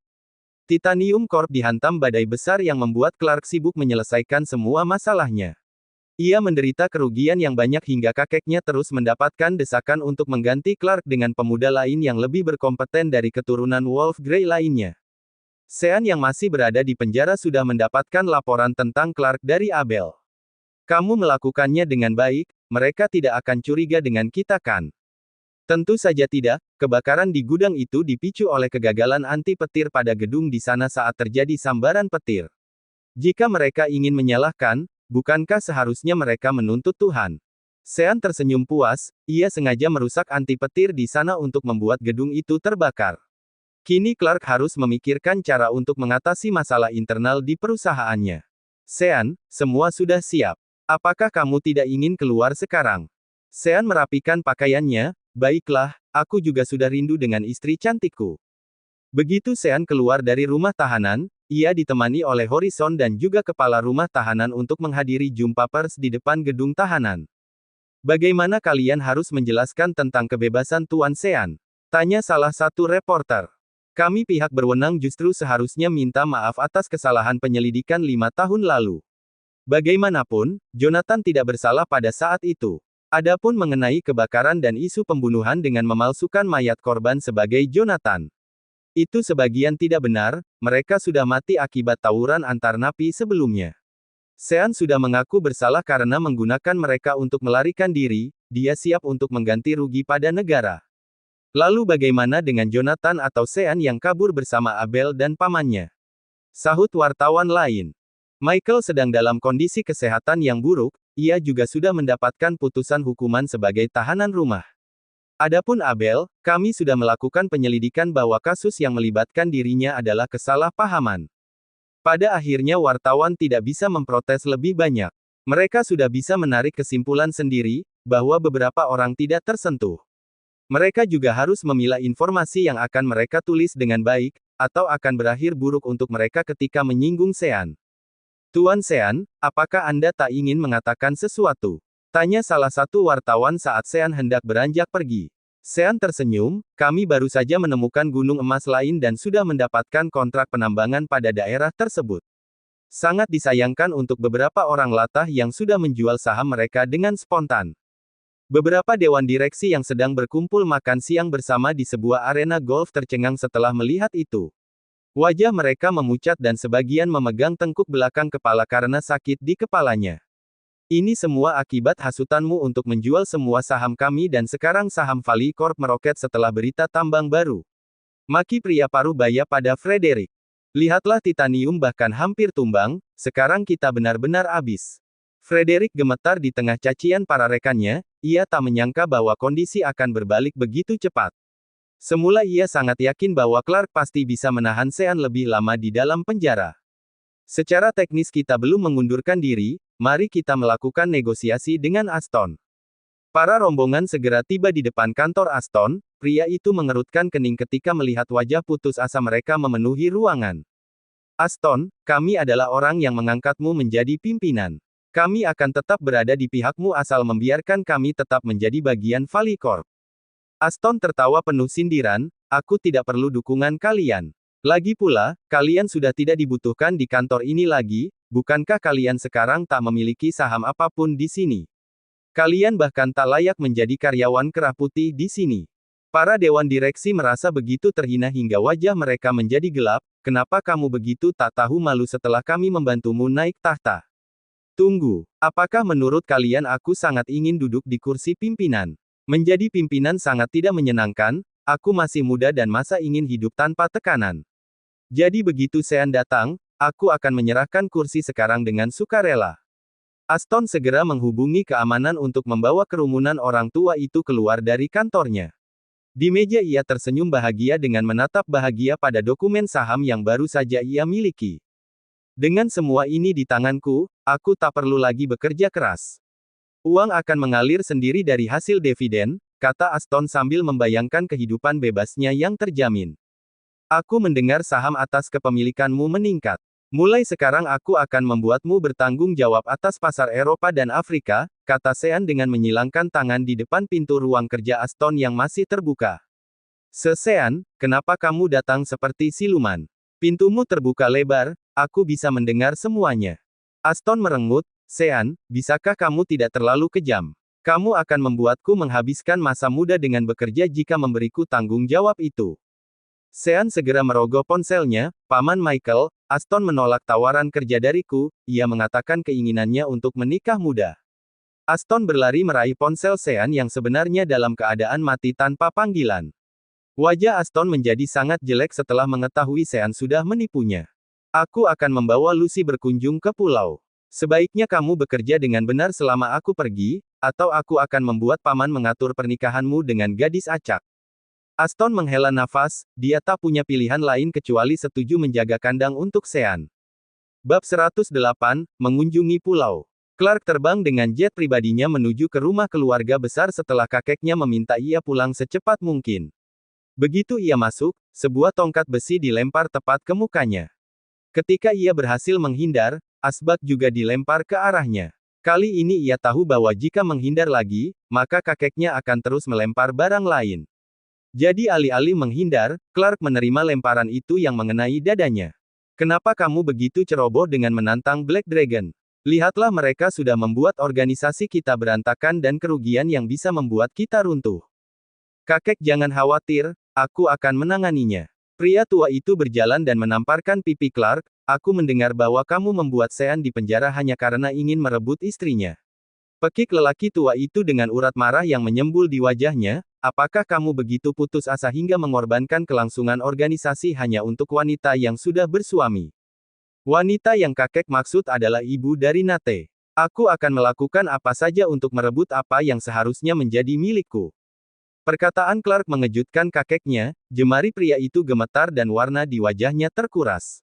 Bukankah wanita itu sudah mati? Sahut neneknya yang berdiri tak jauh dari mereka.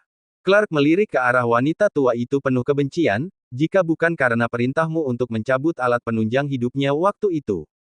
Kami sudah bersama sekarang, ini semua karena nenek situasi menjadi rumit dan aku harus berurusan dengan Black Dragon. Bola mata nenek Clark melebar, jika aku tidak menyingkirkan dia, maka ia akan menjadi kelemahanmu.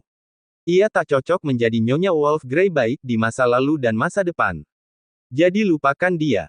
Nenek, pekik Clark dengan menggertakkan rahangnya, jika bukan dengan dia, aku tak akan menikah dengan wanita manapun. Plak, satu tamparan lagi mendarat di pipi Clark, dada lelaki tua itu naik turun dengan amarah yang bergejolak di hatinya. Hentikan obsesi bodohmu. Nate tak harus memiliki ibunya, selama ini ia baik-baik saja tanpa ibu. Justru jika wanita itu menjadi Nyonya Black Dragon, maka itu akan menguntungkan Nate di masa depan. Ia bisa memiliki dua organisasi sekaligus dan Nate bisa menjadi alasan bagus untuk menyatukan kekuatan. Clark menyalak, tidak, Nate dan Lucy hanya akan menjadi milikku. Kakek Clark akhirnya jatuh pingsan dengan sikap keras kepala cucunya. Clark yang terkejut segera membawa pria tua itu ke rumah sakit. Nenek Clark mengutuk cucunya sepanjang jalan ke rumah sakit. Jika hal buruk terjadi pada kakekmu, aku akan membuatmu membayar semuanya, ancam wanita tua itu. Wanita tua mengerutkan keningnya, semua akan kembali normal jika aku bisa membuat wanita bernama Lucy itu mati. Hanya dengan begitu Clark tidak akan di luar kendali, batin Nenek Clark. Sementara itu di Pantos Sean tengah menunggu Lucy pulang kerja sambil menghias rumah dengan banyak bunga. Ia juga menebarkan mawar di lantai dari depan pintu hingga meja makan yang sudah ia pindah di samping jendela kaca pantosenya. Lucy yang baru saja masuk ke rumah terkejut dengan banyak cahaya lilin yang berjajar di sepanjang lantai. Senyum terkembang di wajahnya, ia sudah bisa menebak bahwa Sean telah kembali. Sejak siang ia sibuk dengan urusan kantor, jadi dia sama sekali tak tahu berita tentang Sean yang sudah dibebaskan. Sean, kamu pulang? Tanya Lucy sambil berjalan perlahan untuk mencari Sean. Beberapa saat kemudian ia melihat pria itu tengah berdiri dengan tusido dan sebuah buket bunga mawar merah besar di depannya. Selamat hari jadi kita yang ke-100 hari, kata Sean. Lucy tersipu ketika menerima karangan bunga itu. Ia tak menyangka pria dingin yang ia nikahi bisa berubah menjadi kekanakan dan romantis. Ia berpikir hanya remaja yang melakukan perayaan hari ke-100, namun entah apa yang merasuki Sean selama di penjara, pria itu kini berdiri dengan merayakan hari ke-100 pertemuan mereka. Sean, tunggu sebentar. Aku akan mengenakan gaun malam dan menyusulmu makan malam. Lucy segera berlari menuju kamar untuk mencari gaun malamnya. Dia tak ingin berpenampilan terbalik dengan Sean yang sudah menggunakan setelan rapi. Ketika Lucy kembali ke meja makan, ia melihat Sean mulai menyalakan lilin di meja mereka. Apakah kamu memasaknya sendiri? Tanya Lucy saat melihat meja sudah berisi daging steak dengan tampilan yang cantik. Aku sengaja meminta master chef terkenal untuk membantuku memasak makan malam ini. Meski begitu, ia hanya menginstruksikan sementara aku yang melakukan segalanya. Jadi makanan ini adalah buatan tanganku. Lucy tersenyum dengan wajah puas, apakah kamu juga melakukan ini di masa lalu dengan gadis lainnya? Sean mengerutkan keningnya, kamu adalah satu-satunya wanita yang mendapatkan perlakuan ekstra dariku. Benarkah? Lalu bagaimana dengan kisah cintamu dengan Catherine di masa lalu? Bisakah kamu tak merusak suasana dengan membawa percakapan orang lain saat ini? Keluh Sean. Lucy bangkit dari tempat duduknya kemudian mencium lembut bibir Sean, maafkan aku.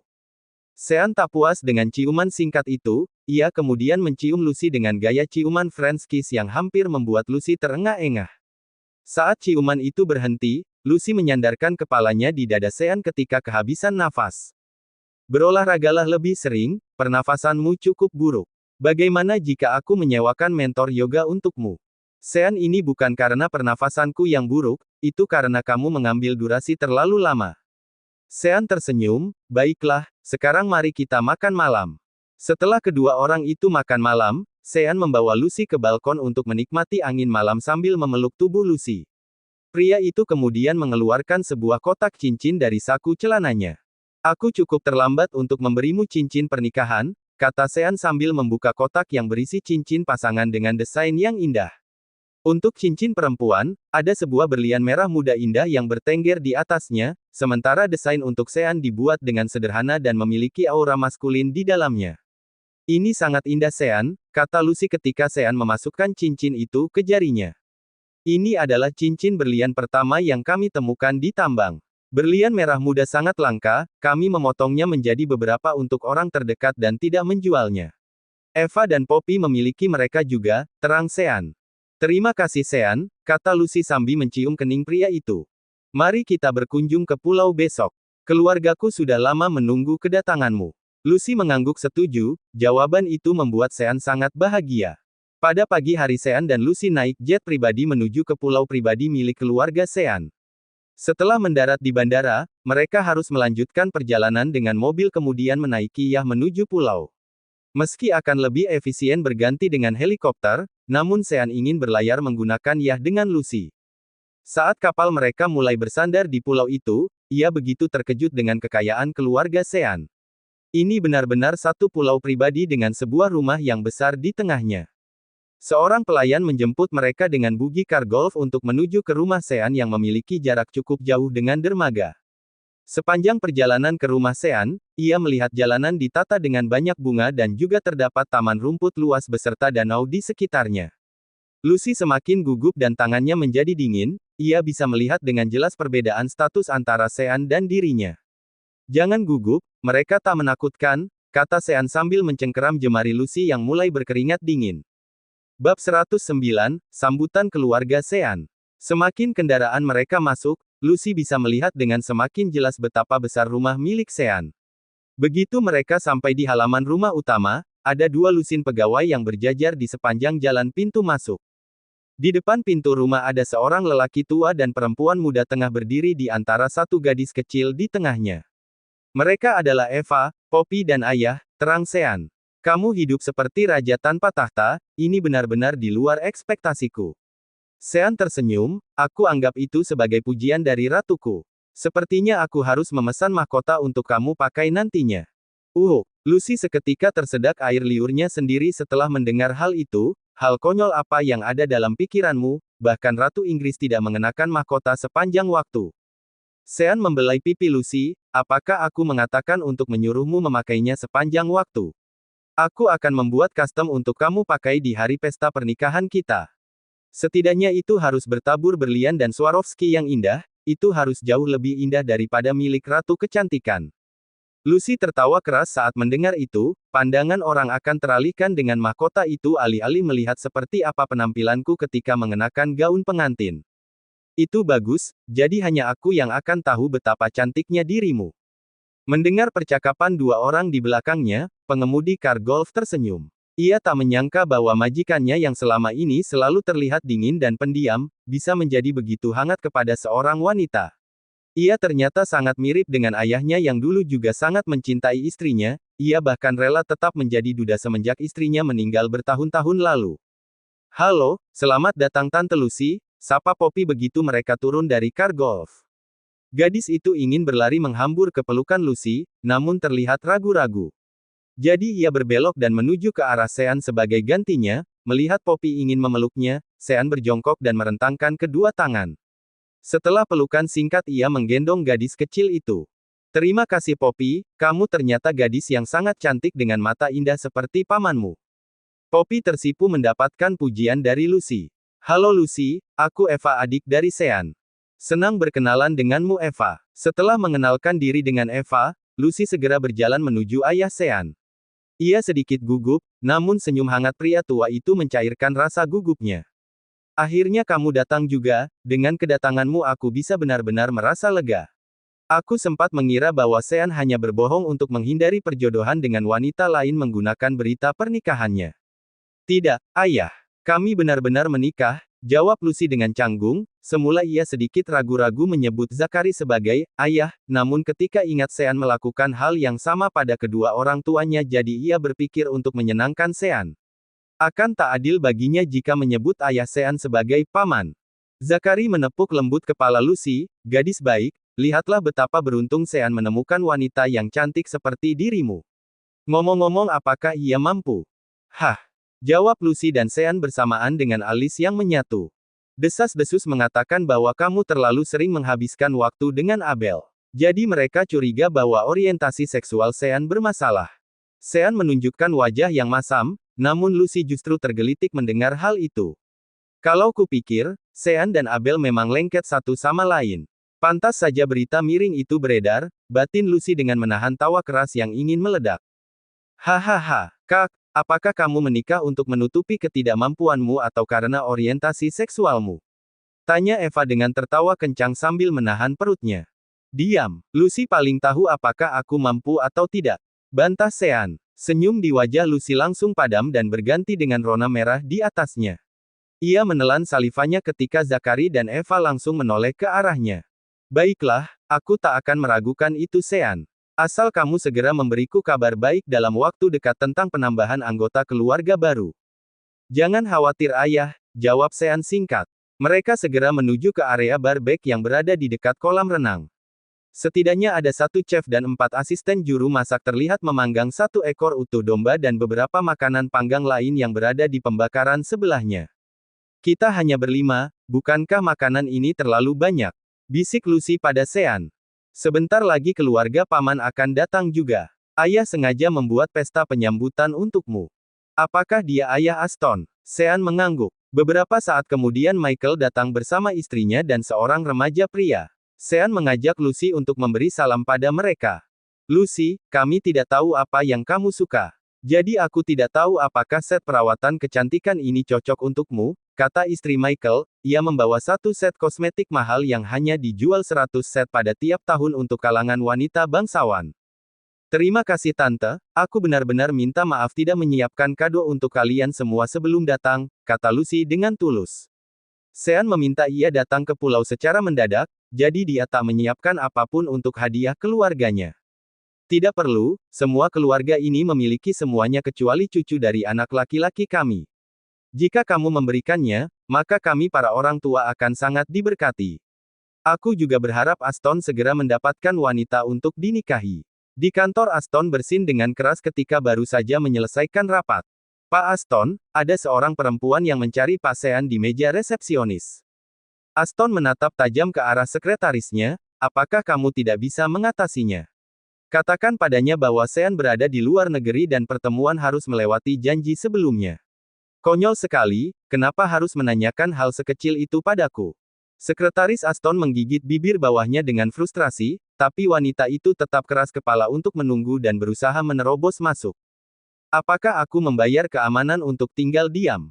Sekretaris itu terdiam, ia ditinggalkan begitu saja oleh Aston yang menutup pintu ruang kerjanya dengan kesal. Menggantikan posisi Sean secara keseluruhan sangat melelahkan. Ia bahkan harus tetap menemui klien bisnis di luar jam kerja. Ia rindu pulang kerja awal dan berpesta di klub malam. Saat Aston hendak pulang, tiba-tiba Aston dicegat oleh Catherine di depan kantornya. Apa yang kamu lakukan? Tanya Aston kesal ketika Catherine berdiri di lintasannya. Bisakah kamu memberitahuku di mana Sean berada? Ada hal yang ingin aku sampaikan. Aston menghela nafas, jadi kamu adalah wanita yang sudah membuat keributan sejak tadi siang.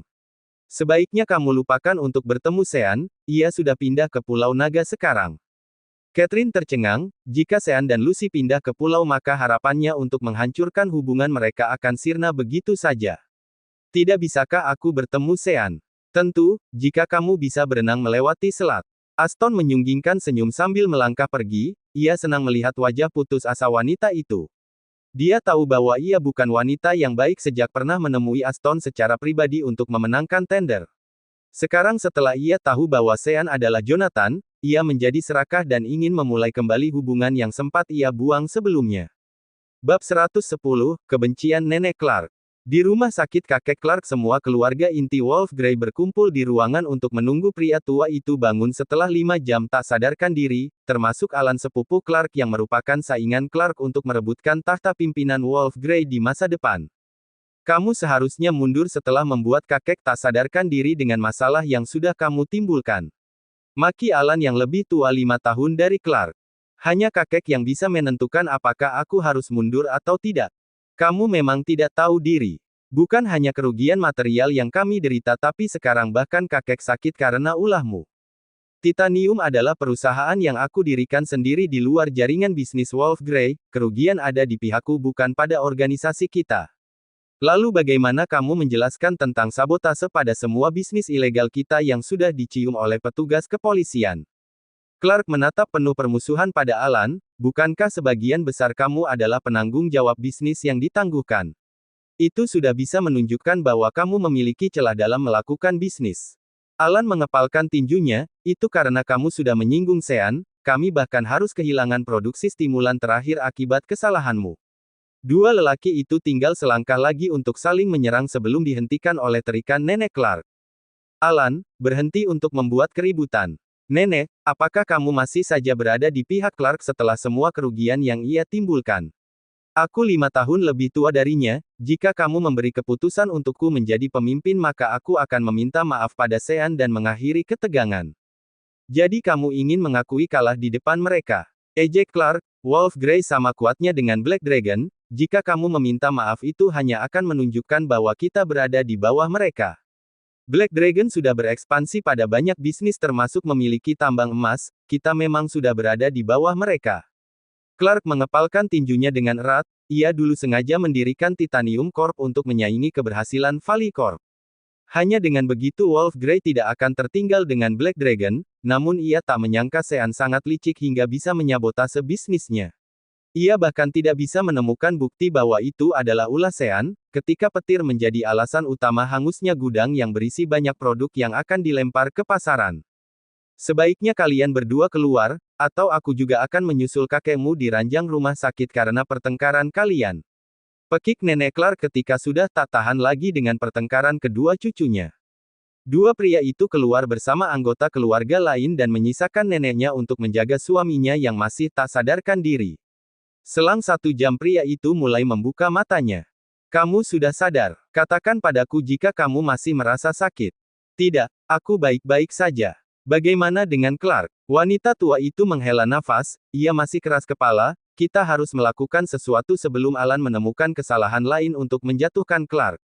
Dia tidak memiliki keterampilan sebaik Clark dalam hal mengembangkan bisnis. Anak itu cenderung stagnan dan hanya menjalan apa yang sudah ada. Aku rasa menemui Zachary adalah jalan keluar satu-satunya untuk menghentikan ketegangan. Dia tak akan menerima gadis itu sebagai menantunya jika ia tahu bahwa dia sudah pernah melahirkan anak untuk Clark. Apa yang akan kamu lakukan? Jika kamu memisahkan Sean dari gadis itu maka Clark akan menikahi gadis itu sebagai gantinya. Dia adalah ibu Nate, Clark tak akan pernah berhenti melawan Sean jika gadis itu belum menjadi miliknya. Jika Clark terus kehilangan kesabaran, maka semua yang sudah kita bangun akan runtuh tak bersisa. Aku tidak bisa membiarkan wanita itu menjadi ibu pimpinan Wolf Grey, ia tak layak. Diam, ini semua sebagian karena kesalahanmu karena tidak memastikan gadis itu mati pada saat itu. Nenek Clark mengepalkan tangannya yang gemetar dengan erat. Meski begitu ia tidak bisa melawan keputusan suaminya, memangnya kenapa jika ia tidak mati 4 tahun lalu, aku bisa membuat ia mati di kemudian hari. Sean dan Lucy tengah berdiri di balkon kamar mereka yang berada di lantai 3. Pada balkon itu mereka bisa melihat pemandangan laut yang disinai oleh rembulan, suara debur ombak bahkan aroma laut bisa Lucy rasakan saat berdiri di balkon. Betapa memenangkannya tinggal di sini. Sejak kapan kalian mulai tinggal di sini? Sean memeluk Lucy dari belakang, sejak ibuku mulai mendapatkan tekanan mental setelah aku diculik.